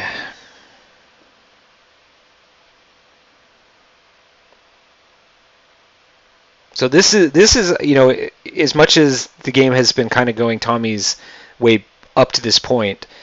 Redline being alive here does continue to give Brian significant hope that he can turn this game around.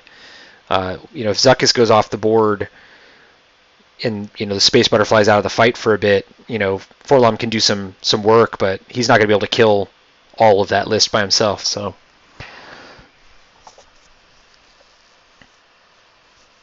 And we are in turn 6, so we are about halfway through the game.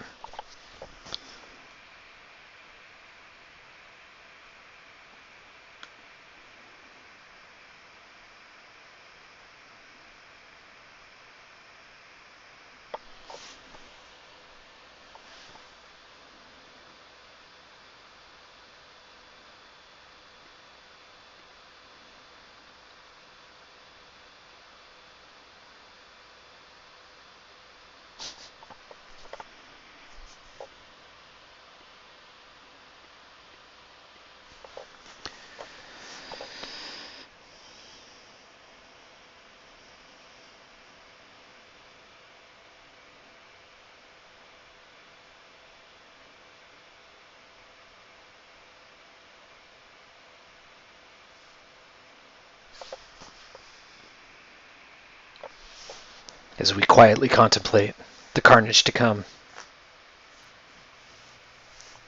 Who are we waiting on? Looks like Tommy's got his dials down, so we're waiting on Brian. Got it. Okay.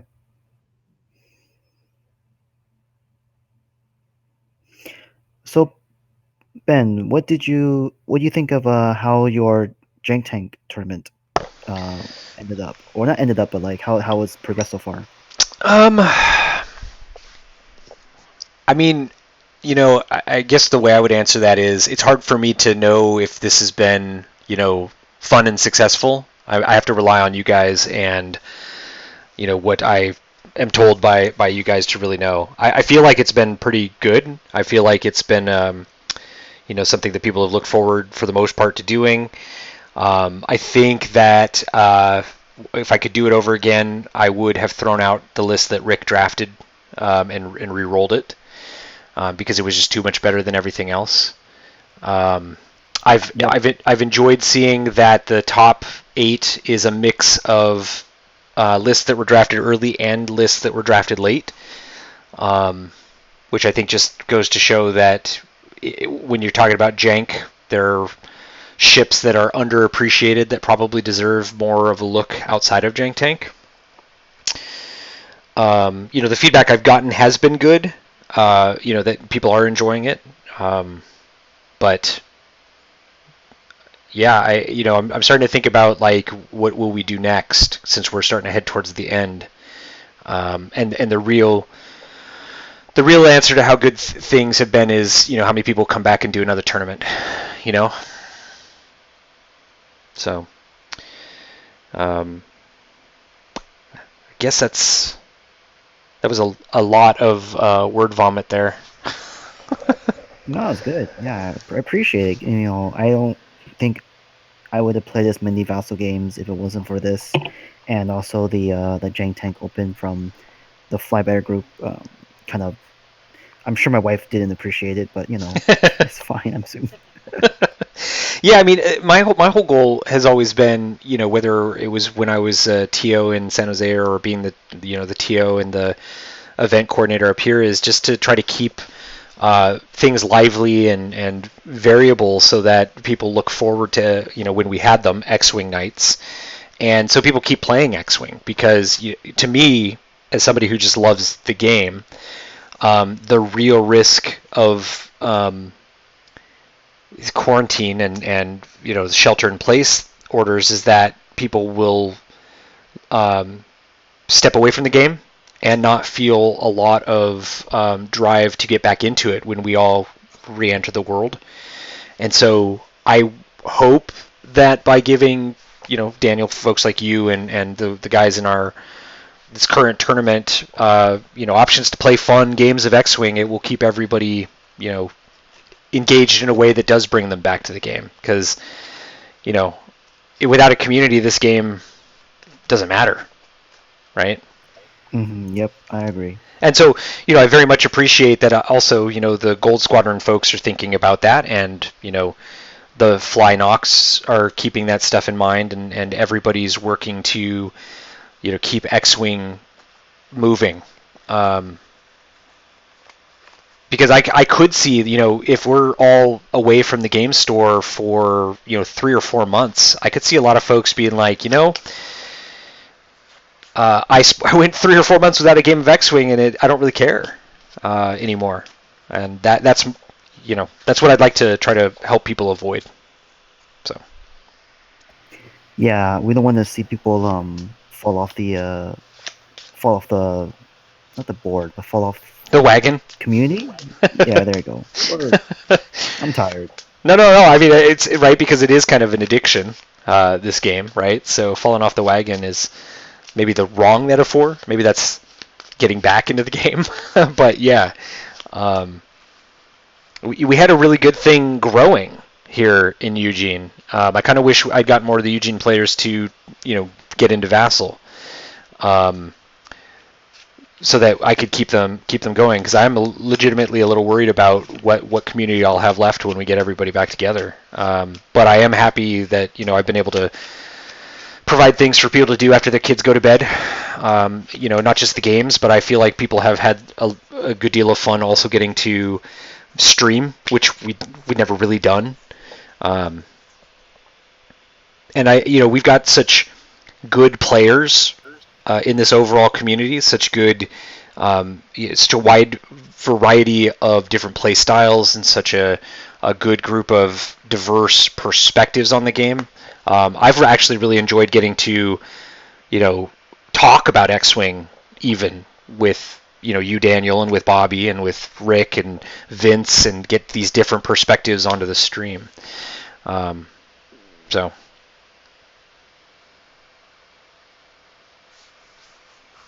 All right, so a bomb comes out from the Scimitar Squadron pilot. Yep. Looks like he moved a little too quick, so they're undoing it. Oh, Redline doing a 3-bank. Redline is getting out of there.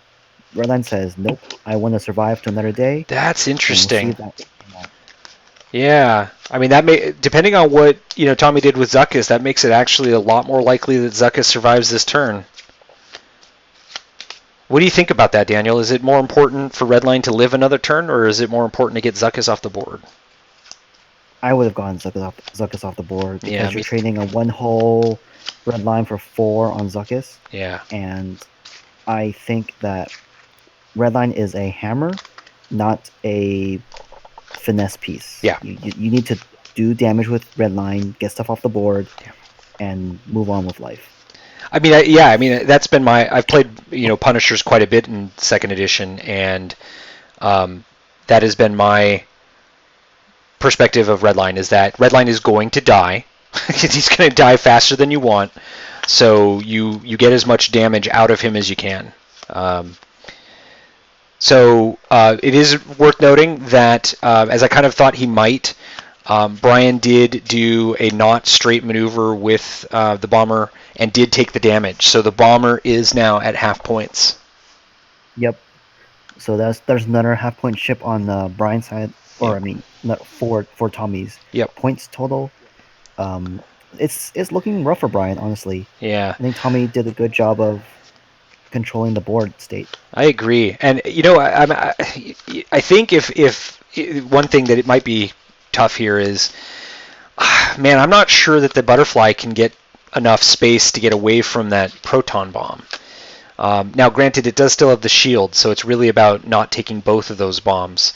And as I'm thinking about it, I wonder if Tommy might think about just doing like a 1 hard and just eat the damage from the seismic, but avoid the proton.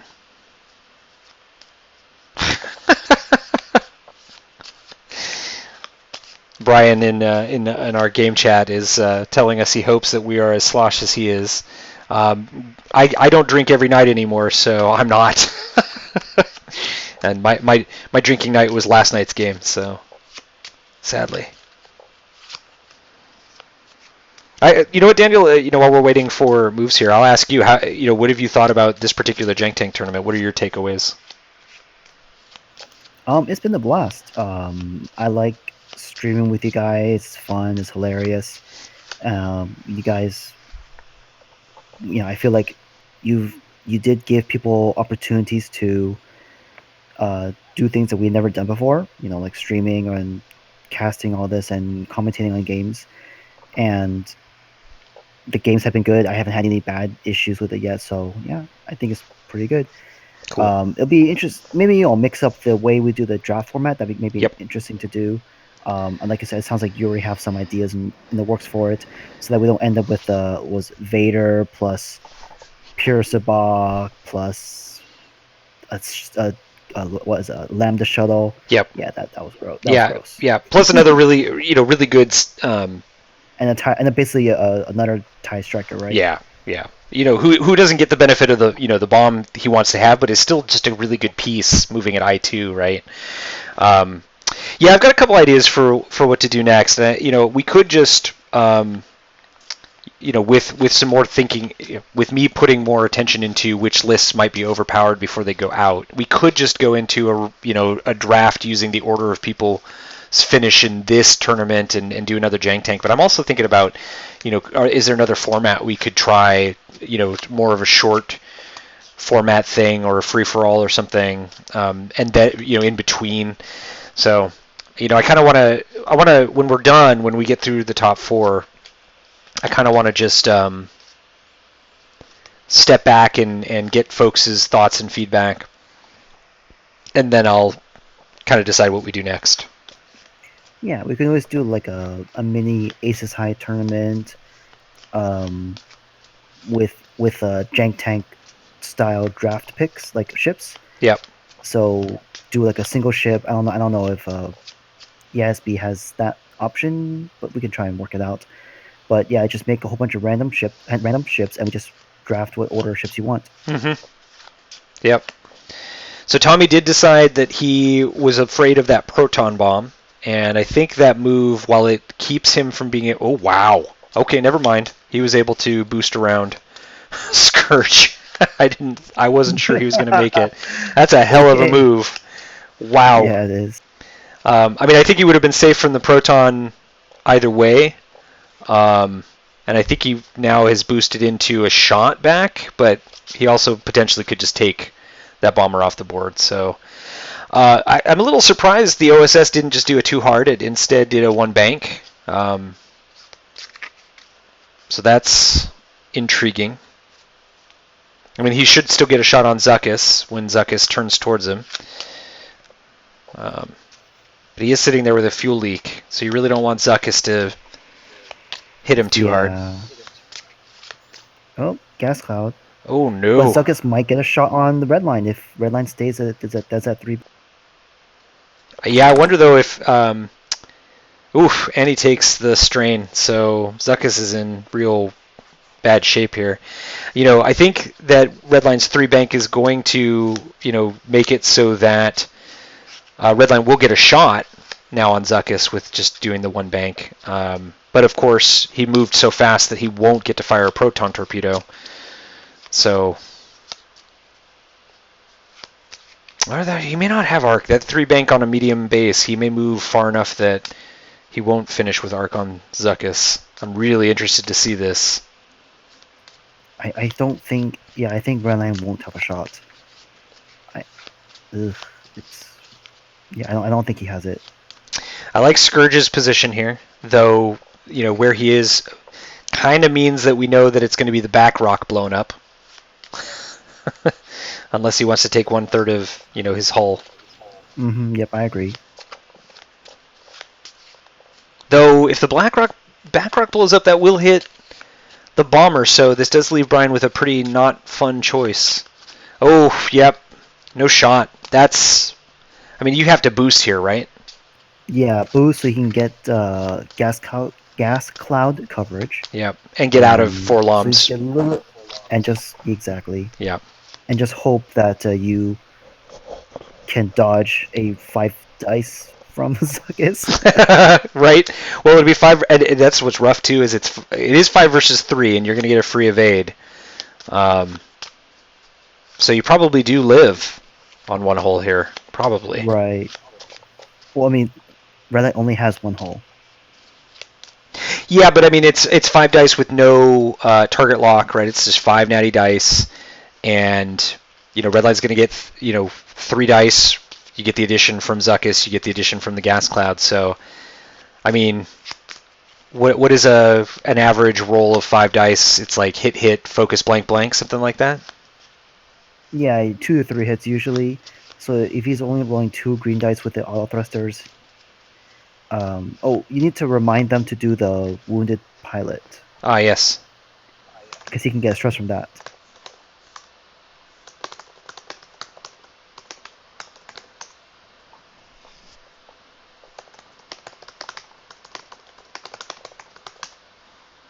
Yeah, because that would affect whether he can get the target lock. No, because he just acquires the target lock. Oh, you're right. You're right.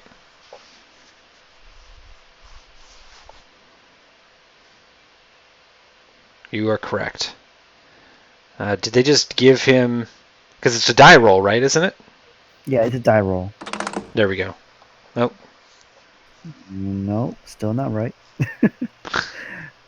Alcohol, gentlemen. Alcohol. I think this was Scourge's shot. I think they just gave him the stress and passed over it. I don't know. I'm not sure what is happening.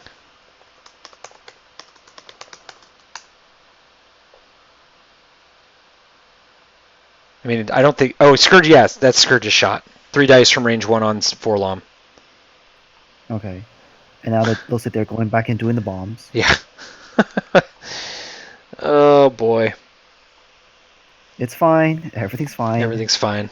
Everything's fine here. How are you? How are you?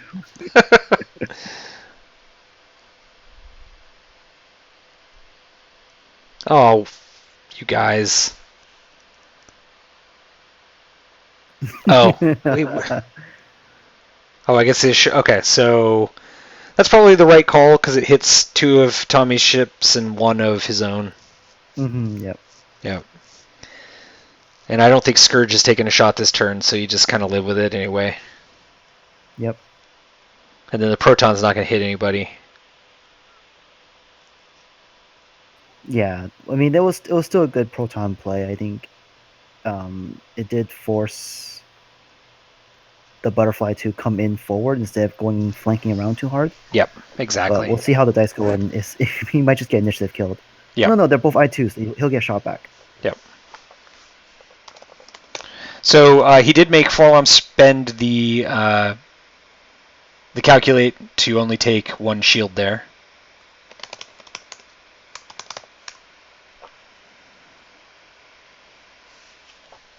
The Proton's not going to hit anybody, but they should clear it.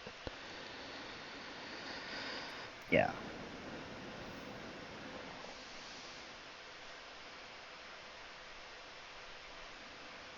All right, so red line will have no shot, and that'll take us to the OSS. Yeah, because Scourge already shot. Yeah, OSS next. I think so, yeah. Brian, I think, has initiative. No. Yeah, I think Brian has initiative. Yeah, Brian moves first, yep. So Yep. OSS should shoot next. So do you go into Forlom or Zuckus? I think you take the chance you can eye on Zuckus. I think that is better because otherwise Zuckus probably like 1k turns to have a shot on red line potentially next turn. Yeah, I mean, unless if red line survives. Yeah, if because it'll be what 5 versus 3 with 5 versus 3. Yep. That's actually not awful Yeah. odds. I'd actually be tempted not to use the ability.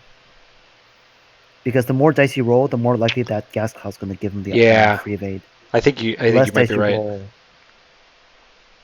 I don't know the math on it, obviously, but I feel like it's just... He is firing... If you roll... Sorry, he is firing cluster missiles into Forlom. That's a not great initial roll. Well, I guess you just go ahead and spend the target lock and spend the focus, and He doesn't want to though, because he knows he's taking shots back. Oh, no. This is Feels tough. bad. Yeah.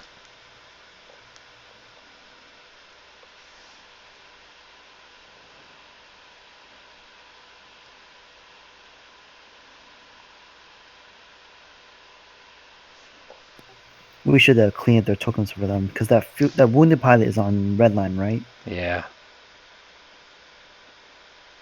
And who has the fuel leak? Fuel leak is on OSS as far as I know. Okay.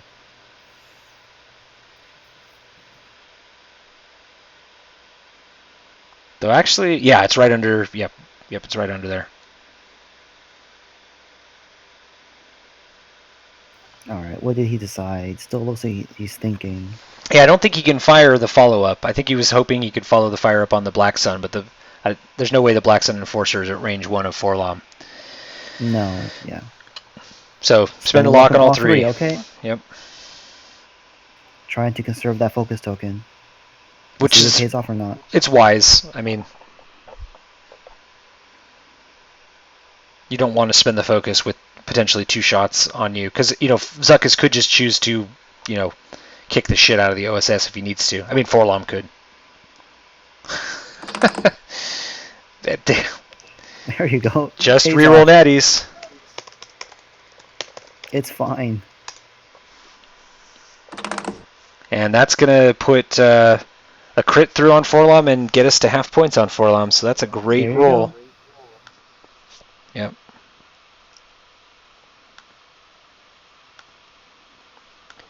And still 4 points behind Tommy, though, even after that. We've got a damaged engine on. That's unfortunate. Well, I mean, the damaged engine's not the end of the world for Forlom. He likes having stress, so.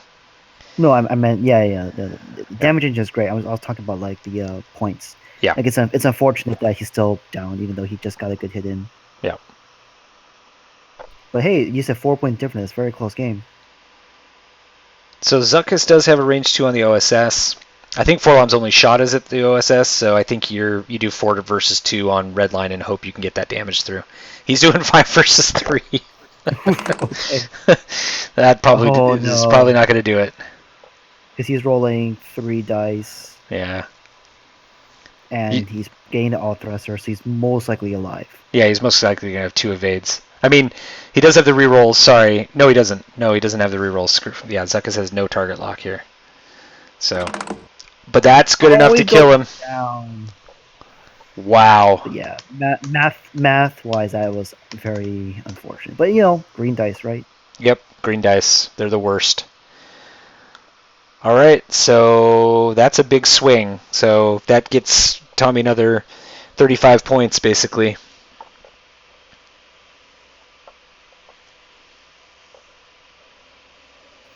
Yep.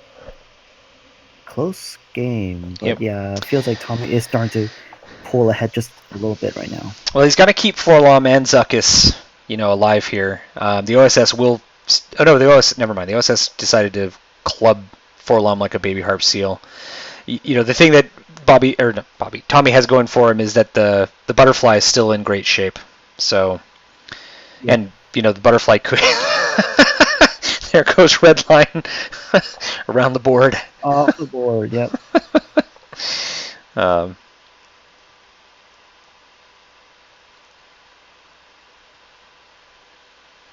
So let's see. Now the SSP does have a target lock on Forlom too. So if he rolls really well here, I mean, he could fire Magpulse or... Oh, no, wait. The OSS... Sorry. Who fired the clusters? It was OSS. It was the OSS. Yeah. Okay. So they both have... The SSP also has cluster missiles, so he could do the same thing again here. Mm-hmm. Yeah. Oh, jeez! This must be Forlom. Yeah, I think Forlom into the OSS. Yeah. Yep. So 1 crit, but he has a fuel, so he's dead. He's gone. Yep. This is if I was Brian at this point, I'd just be like, good game.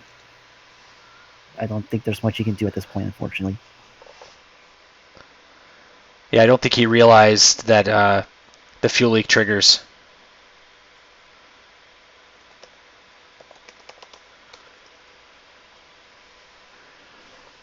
Yeah, so no, no breath of relief there. Yeah, I'm not. No I'm sigh not. of relief. I don't know if they've realized yet. No, he realized because first he was like, "Woo, survived." Oh, no who, no you. That's me though saying, "Oh, yeah." Oh, that's All you. right. Never mind. I can. Yeah. We both start with B. That's fine. Yeah. All right. So that is the scimitar off the board, right? No, that's the Scimitar's OSS off off the the board. OSS off the board. Redline's off the board. So he lost 2 ships in 1 round. Yeah. So the score is now 141 to 80. The butterfly still gets to fire, and the SSP still gets to fire. Mm-hmm.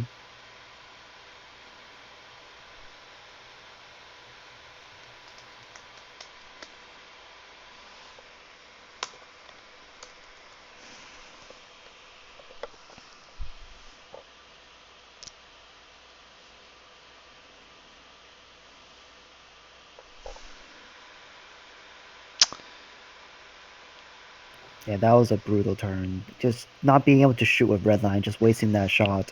Because if Redline had just done like a soft, like a 1 forward or a 1 bank, he could have still done some good damage before he went. And maybe at least taken Zuckus down to like 1 health, maybe.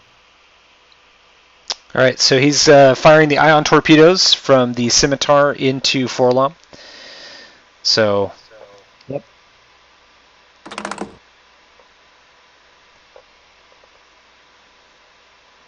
I'd imagine he's going to reroll everything except for that hit. I agree. Yep. Yep. 3, not bad. That's not bad at all. I mean, that's going to push. There you go. That's the ion. Yep. So 1 damage and 1 and double ion. Yep. It's enough. Yep.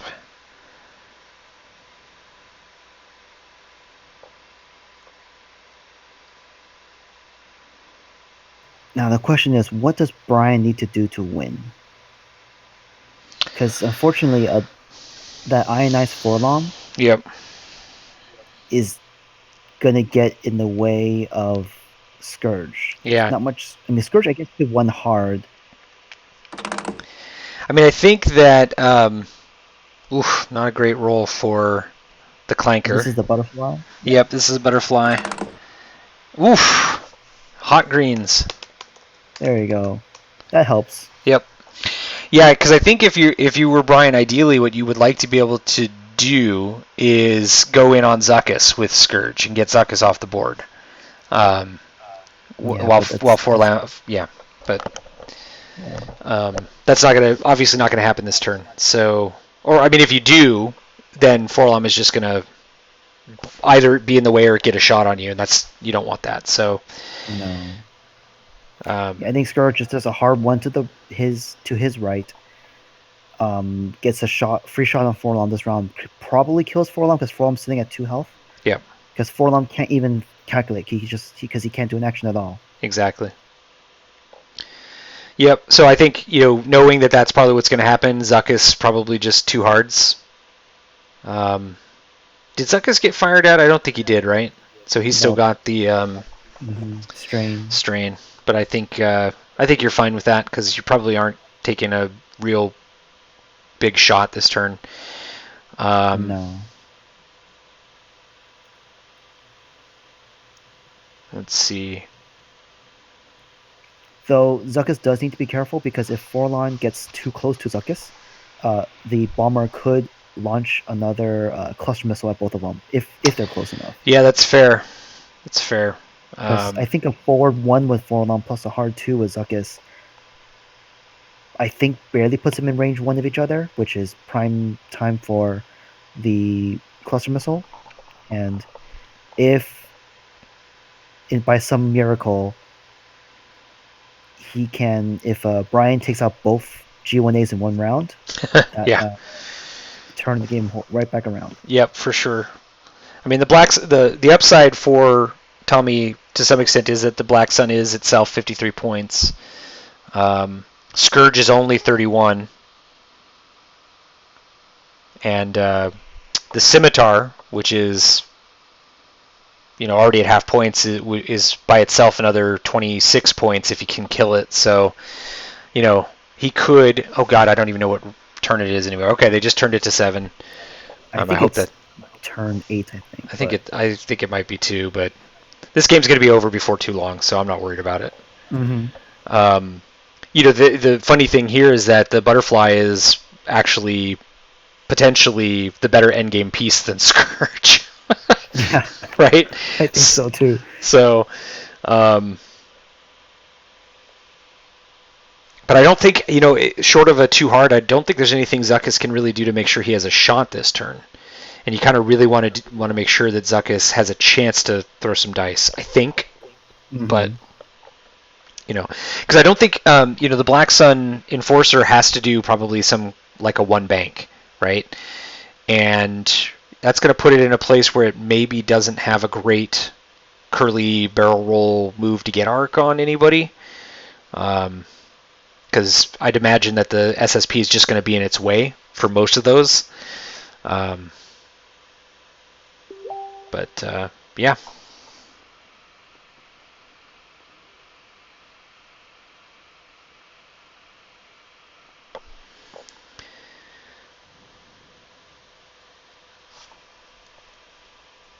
I was saying earlier that part of the holdup might have been that Tommy was seeing 2 dials for each ship, but I actually now suspect that Brian is seeing 2 dials for each ship too. They both are. Yeah.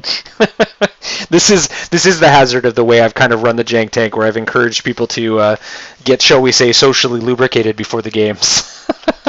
So, and it looks like Patty is prepared to do the same for your game tomorrow. I think so. Unfortunately, I don't have too much alcohol in my place. Yeah. So there you go. Advantage me. I feel like we should take up a collection and send you some good stuff.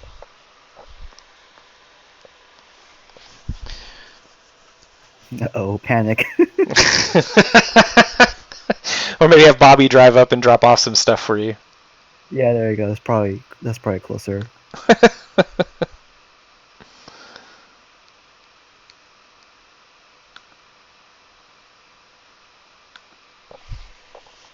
Man, for only having 2 dials, Brian takes a while. A long time. Yep.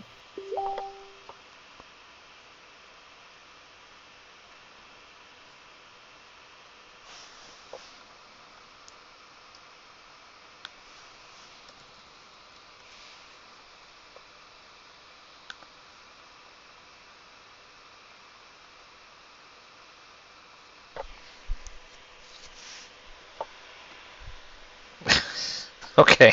Well, since we're waiting for dials, yeah, do you want to talk a little bit about your matchup tomorrow, Daniel? Yeah, sure. So again, for those unfamiliar, I am flying Hollow with Outmaneuver and Pattern Analyzer as my kind of my ace of my list. On top of that, I've got a Upsilon squad. The Upsilon. With the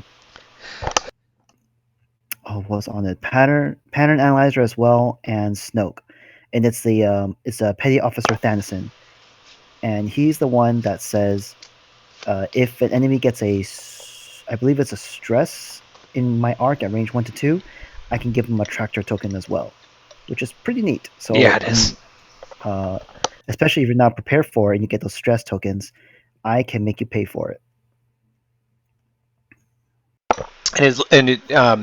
One upside to your kind of position in the tournament right now is you're pretty much locked into a top 4 spot no matter what happens tomorrow. So, kind of playing with house money.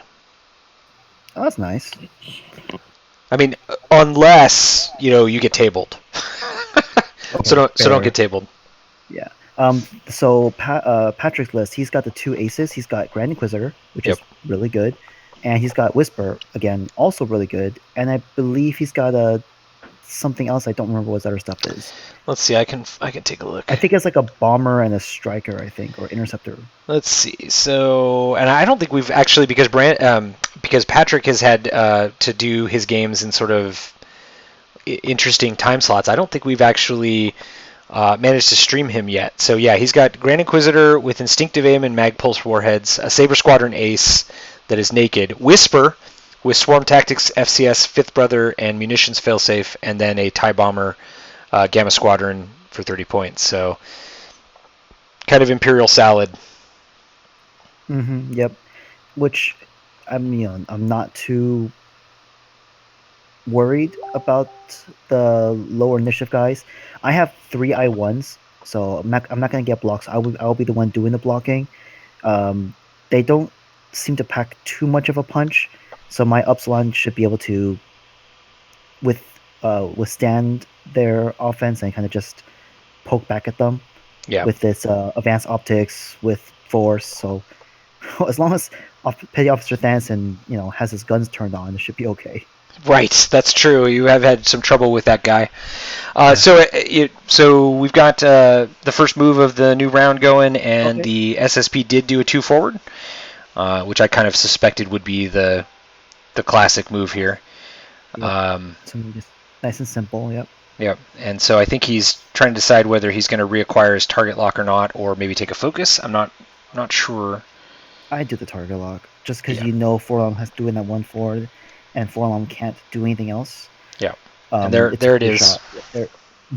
Yeah. And again, like I said, if you get lucky with the positioning and Zuckuss and Forlom get into range 1, that is a free attack on Zuckuss you can take as well. Yep. That is, of course, assuming that Zuckuss doesn't initiative kill him. Yep. And then there is the 1 bank, which does kind of put the Black Sun in a place where there's not really a great barrel roll here to get arc. Probably maybe a curly front barrel roll or to the front, to the ship right, gets you set up for next turn. But I think you could also just target lock, Scourge and wait for next turn if you wanted to. But Tommy is definitely.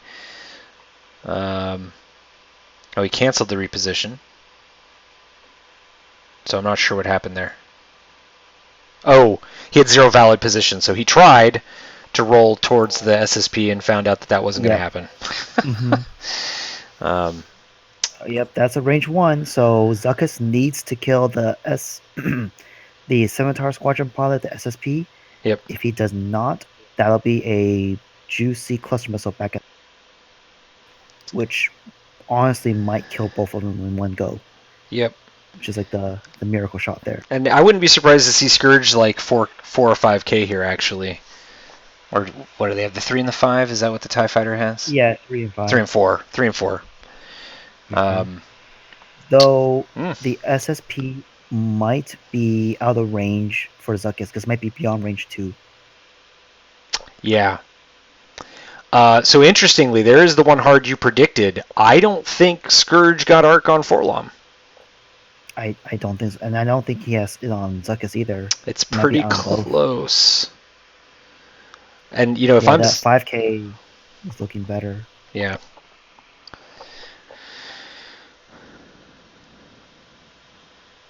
But not sure what action Scourge is going to take here. I probably take the focus, because if Zuckuss takes a shot at you, you're going to get an extra die anyway. Yep. I think focus is safer. Yeah. There's an evade.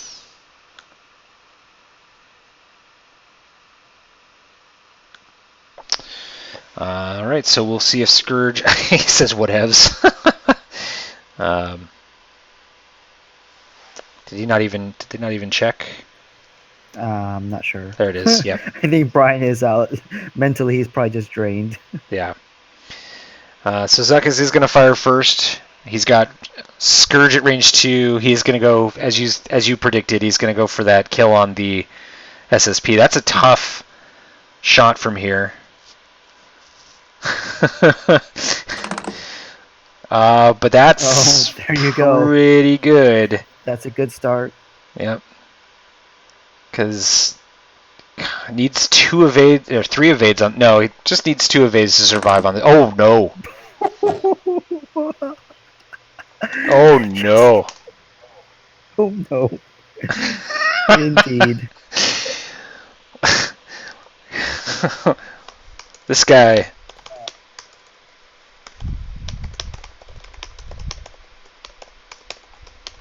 Wow. That's a rough time to get the natty blanks.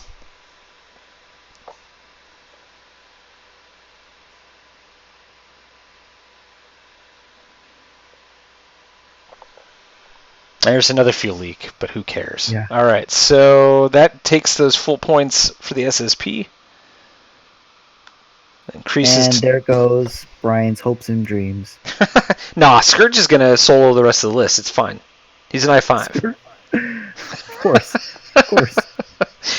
Yeah, what's kind of rough now for Brian is obviously Forlom is gonna just 1K or 4K. Zuckus is just gonna get in the way of Scourge. The Black Sun Enforcer is just gonna get in the way of Scourge because Scourge really only has if he wants to not go over a rock, he really only has a 1 hard either direction, in his stable here. Honestly, if I'm Brian, I think about just 5 forwarding through the rock and live to fight another day. 5K. There you go. 4K? Yeah, totally. 4K behind Forlom, do it. Do it. But, yeah. That's a rough turn of events. So we've got 167 points for Tommy and 80 points still for Brian.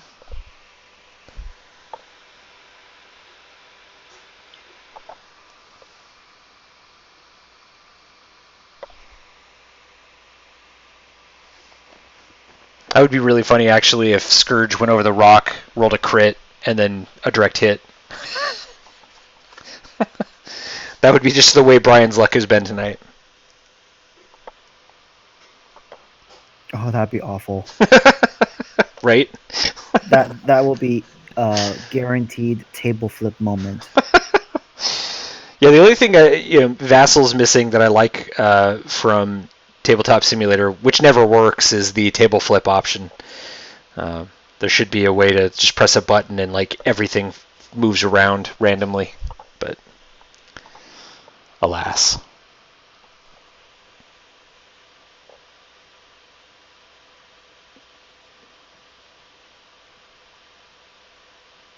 Well, so far the theme of this round has been the people who have a chance to really clinch a top 4 just don't want to.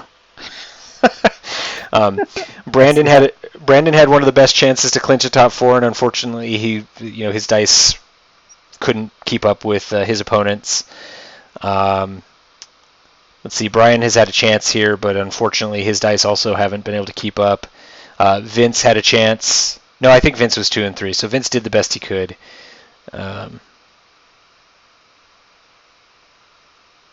So yeah. And then so I I need to scrub out tomorrow too, just to make your game score keeping just awful. Yeah, I mean, if you scrub out, you still are in the top 4 unless, again, Patrick really wrecks you and Daryl wrecks his opponent. Daryl's really the danger, to be perfectly honest, because he's at the moment only about 150 MOV behind you. Is Daryl also 5-1 or no? He's 3 and 2. He's 3 and 2. So if you, just saying, if you scrub out and you end up 4 and 2, then you end up in the pile of folks fighting for the the 3rd and 4th spot. I mean, you probably, even if you scrub, you probably creep ahead of Sir Wolf because your MOV is so good. You only need 25 MOV to get past Wolf and into probably guaranteed top 4. Okay. That's fair. That's fine. Yeah. So basically, it'll be Rick, me, and then whoever, just based on MV. Yeah, it's probably you, Rick, Wolf, and either at this point Patrick or Daryl. And Daryl's got the inside track. if Daryl craters and Patrick craters, then Sean will sneak into 4th. Interesting. Okay, cool. Yeah. Good to know. Yep.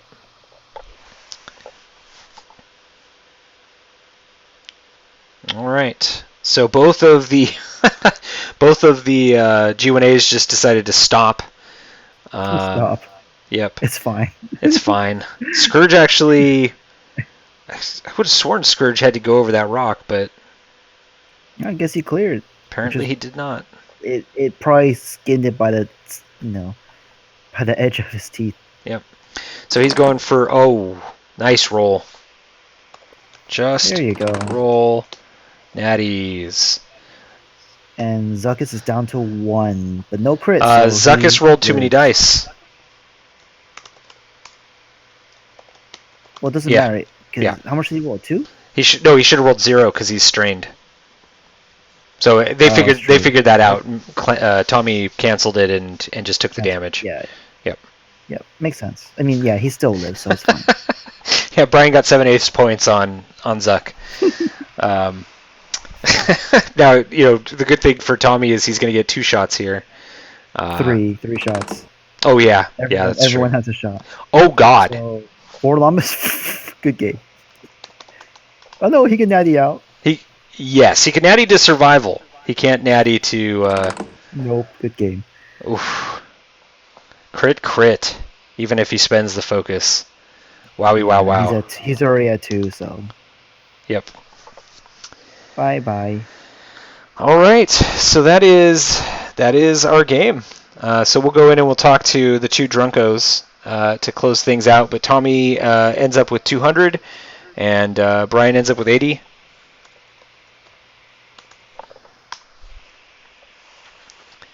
And let's head in there to say hi. Okay, I'll jump on over. All right. Hello, folks. Hello. Hello. So that was a swinging game. You're gonna just stop the recording right now, right? So I don't have to say anything. Sure. I still have initiative. Zuckus is gonna roll 5 dice into Scourge just just because he's pissed. Let's do it. 5v3, right? No, 5v4. Dude, I can evade that. I got 4, right? Yeah, you got 4. Yeah, you get 4. Yeah, 4. Oh, There they are. Easy.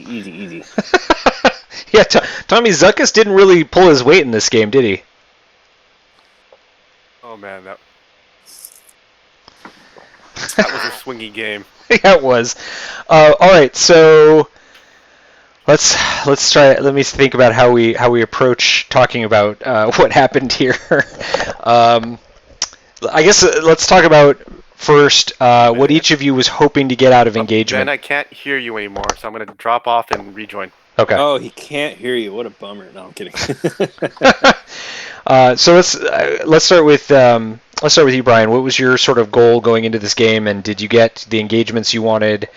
I did not. I mean, yeah, I had to get my bomber and redline up against Forlom and just knock him out, and I couldn't do it. And from the very beginning, I brought my bomber just on a weird course, like trying to set up bombs for the autopilot for no reason.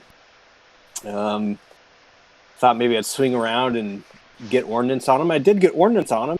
I mean, that was good. I kept the bomber out of the fight for a little bit, and came in from the side. But that's not what I wanted to do. I wanted to, take on Forlom with both my bombers, try to get him out. Just didn't happen. If Tommy ever comes back, we'll ask him kind of what his perspective there. It felt like it was interesting that Tommy missed obviously with the mobile proton bomb, but he did manage to take a shield off of I think the aggressor, right? Yeah, which is basically the same thing. Yeah. So in trading shots, it felt like you were going to try to get multiple guns on that thing, and then when Tommy also then sent his whole list up the end, it was like, oh nope, I'm out. Yeah, right? exactly, right. So we were talking about, as you kind of moved around the cloud, how you were going to bring Redline in, and we thought you might try to just bring Redline between the two rocks on the edge first, and you went around, which was great in the sense that you then got a really nice proton torpedo shot potentially on the Black Sun Enforcer, which you used homing missiles, which we were like, oh yeah, okay, so you save the proton torps for Forlom and Zuckuss. I felt like I had to do that because I was like, okay, Forlom is my proton target. Yep. I can't waste him on the BSC. I know he's worth 53 points. That's pretty good. Yeah. But yeah, and with my luck, I know he'd roll 3, and it would just end up doing 1 damage anyways. And so, yeah, just 1 damage down the line. I thought maybe that would make a difference. It really didn't. So. And I think that where that plan actually didn't end up working out wasn't as much like the choice to use the homing missiles, but then you rather than do like a 1 bank and get a lock on Forlom, you went 3 forward, maybe expecting Tommy wouldn't be there, and then Tommy was there because he didn't want to take the bomb damage and that he probably saw coming, right? And there's just oh no. I thought for absolute sure he would 3 bank in his Star Viper and boost. Why would you not do that? Because the 1 bank is what Redline is going to do. So I'm like, well, I'm going to circumvent that. I'm going to do a 3 straight and then a boost and see what I can get. But man, it's almost like he read my mind. When I saw him do that, I was like, oh man, that's bad. Yeah, we were talking about that he would probably 3 bank and then boost in and try to block the 1 bank so that Forlom would then 4 forward and be just right there to trade shots. Oh, absolutely, right there. Block Redline, get take away his missile or his torpedoes. And then, when Tommy, you only did a 2 bank and then a curvy barrel roll, we were like, oh, he must be worried about a bomb dropping.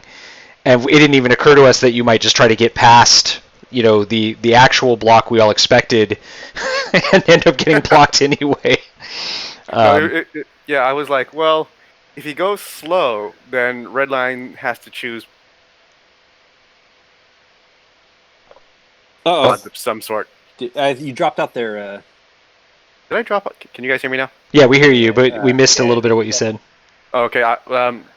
When I did that barrel roll, it was essentially either we're going to block or we're going to have 2 ships at range 1, probably 1 of Redline, and Redline has to make a decision. That is smart. He forces me to, if I did do the 1 bank, that forces me to either take shots from both of them or boost into range 1, and none of my ordnance works at range 1. So that makes perfect sense. Yeah. Yeah. So this was was a really fun match to actually watch because it's such different sort of decisions that have to be made. Because Tommy, we were talking about before the game even began. Like Brian, your win condition is pretty straightforward. Kill Forlom, kill Zuckuss. Mm-hmm. Right? Yeah. And Tommy's win condition isn't necessarily kill Redline, even though Redline is the biggest hammer in your list, just because Redline dies. That's what he does, right? He gets proton torpedoes off and then he explodes magnificently. Exactly. So Tommy, what was your kind of goal going into the match? Not joust. At least not joust the entire list. If the bomber and Redline were in together, I'd have to try and avoid them somehow. But because all the ships were kind of scattered about, it let me clump my 3 ships together and then kind of slow play. No, I didn't really slow play it, but go down the board and figure out where Brian was going to go afterwards. And once he started turning away, it opened up the board for me to kind of, okay, I'm going to go here, most likely, and I'll take X number of shots, and I'll just deal with it. And I was able to get most of my ships kind of in position where they had shots most of the time. Although that 2K with Zuckuss was poorly planned. I was going to say, you got a little cute with that, expecting a particular move, I think, from that bomber or the aggressor, and I thought the aggressor was going to make for that gas cloud Right. in the lower right and go around. Yeah. And then I was like, no, wait. And then he's like, he has a turret. Oh, Yep. yeah. Not only does he have a turret, that too hard was like the perfect move to keep that turret, locked on both of your G1As. Really, we that one you caught both Daniel and I by surprise because we were thinking, okay, is it a 4K or does he move a little bit slower? And then you were like, nope, too hard fits perfect. Roll all. It's that the Y-wing, like Cavill Y-wing with the R4 droid, just two hards everywhere. I mean, boy, that's all you got to do is just too hard and ion people. That's great. Yeah, it is good. I think the main thing was that in terms of ion, Tommy lucked into some evades, so Zuckuss didn't get ioned when he probably should have, and then you didn't get the ion missile off until maybe just a turn or two too late, right? Yeah. Daniel, did you have any questions or thoughts? No, it was a good game. That turn from the TIE aggressor just to kind of like throw into the G1As was kind of interesting. It probably threw Tommy off his game a little bit and forced Zuckuss to make that, 2K that kind of put him out of the fight for a good, 3 turns? I think Zuckuss was out. Was out of the fight. Oh yeah. He was out. He was just getting plinked at constantly for like the next 3-4 rounds. Yeah, and then unfortunately also I feel like the dice swung in Tommy's favor towards the mid to late portion of the game, where even in the early game where it's like, oh no, you're gonna get ion. Nope, I 90 evade, so you're fine. Yeah, that was kind of rough. I mean, I just needed two ions, but it happens. I was saying, like, if he gets ion here, when after he had done the 2K, it's very possible that your TIE aggressor just walks him off the board. Oh, dude, that's the I wish I could have done that. That would be the most amazing thing ever.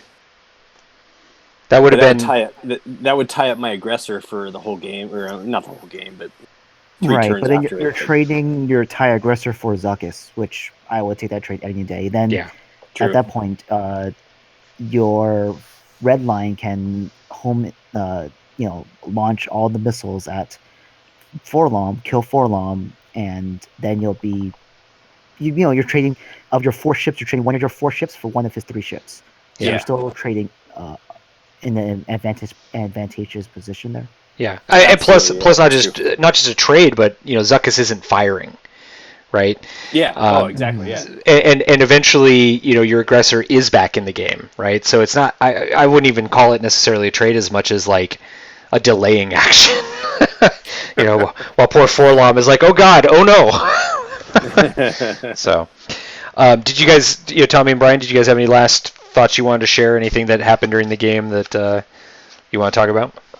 I think I'm going to go first. I'm going to rescind my statement that Vassal hates rerolls. I mean, Vince. I think Vince can just be out on his own on this. Okay. Because I earlier I've seen so many blanks into blanks and focuses into focuses, but I think I'm good. Yeah, it all averages out over time. Yeah, that's true. It is true. Tommy, how about for you? Apparently, I only rolled 12 green dice. That sounds about right. Because I think your Space Butterfly only got shot at once in the whole game. Yep. And then that one time he got shot at, he just said, "I'll take the homing missile damage." Yeah, exactly. So there was no dice. That's true. Yeah. I don't think your Space Butterfly rolled defense dice this game. That's incredible. No, he didn't. He never did. He did not. Wow. He did not. Yeah. Because the one time he was at range 1 of the bomber shot the ion torpedo instead. Yep. Which was the right call. So. Amazing. I mean, leaving that thing is dangerous, but it can't be my target priority like early on. Yeah. I mean, we were saying at the end, what was funny about it is if you had managed to get Zuckuss and Forlom off the board, but the bomber died, it's kind of actually funny that maybe the Space Butterfly is a better endgame ship than Scourge. Oh, absolutely. Absolutely. I mean, he can be in places I can't even imagine. Yeah. So. And still have a focus in a lot of cases too, which Yep. which is what makes him so good. So, hey guys, thanks so much for another entertaining game on the stream. I don't think, Tommy, despite your victory, you're gonna crawl your way up into the top 4. No But- way. But I do want to note that Tommy went 4-0 with this list I did. after switching over from the list that was not really his style. Now the dice helped, but well done, Tommy. Let's see, Tommy, you chose this list after your first list? uh-huh. Oh. Yeah. So the folks who went 0-2, I gave a chance to redraft or to do another swap. And That's right, yeah. and Tommy was like, it was an Imperial or an FO list, Tommy? It was the Vermeil list. Yeah. It was the Imperial Vermeil, and with a Rexler that had all the wrong upgrades. Yeah. So yeah, Tommy, after going 0-2, had quite a lot more fun. A lot of close games though. Oh yeah. Yeah, Is it too late for me to concede so I get better draft position next turn? Nope, sorry, man. Damn it! You got. Actually, it is not too late to concede. We can just rewind. It's all right. Tommy, you want to do that? We can do it. No, I will. If it makes you feel any better, Tommy, your MOV is so shitty that you're probably still going to draft in the middle. So I'm still drafting in the middle. It's not going to make too much of a difference. My MOV is so bad. yeah, But you can't tell because TTO is down. yeah, true. So yeah, thanks guys for a great fun game. Daniel, thanks for helping me out in the booth. You're as always way more insightful about the game than I am. We'll be back tomorrow night to watch Daniel play Patrick. The score was 200-80. 280. Oh, that's it. Oh. Yeah. Because the space butterfly is a lot of points. Let me double check that because that can't be right. I got half points on both guys. Right? You did. And man. The autopilot was 12. Zuckus is 31 half points, and Forlom is 37 half points. So yeah, that's 80. Yeah. No kidding. All right. Yeah. Yep. So we'll be back tomorrow night to stream another fun game, one that if Patrick does very well, might propel him into the top 4, while Daniel might still end up in the top 4 nonetheless. So thanks for tuning in or watching this. Turn 1. Daniel turns all his ships off the board. No, Daniel needs 25 points to. 25 points. Oh, okay. So I need to do some math tonight, and I will send a message to Patrick later. And No we are going to collusion. rig the crap. No collusion. Oh no, it's fine. We're still gonna play the game, obviously, but yeah, yeah, of course, because Of course, everything's fine. There's nothing to see here. because I could be like, all right, Patrick, I need this many points to win, and I mean, no. This my hollow is doing this move this turn, but they can't tell what we're doing because they can't hear us. So you make sure you put your moves in the right exact spot. All right, Tommy, we're gonna have to have you in the room spying on them. We're gonna have to confiscate Daniel's phone. Yeah. One. Oh, it's fine. I don't use my phone. I use my computer for Discord. We'll confiscate your computer. Oh, I guess I can't play then. All right, guys. I'm gonna go ahead and end the stream. Thanks very much.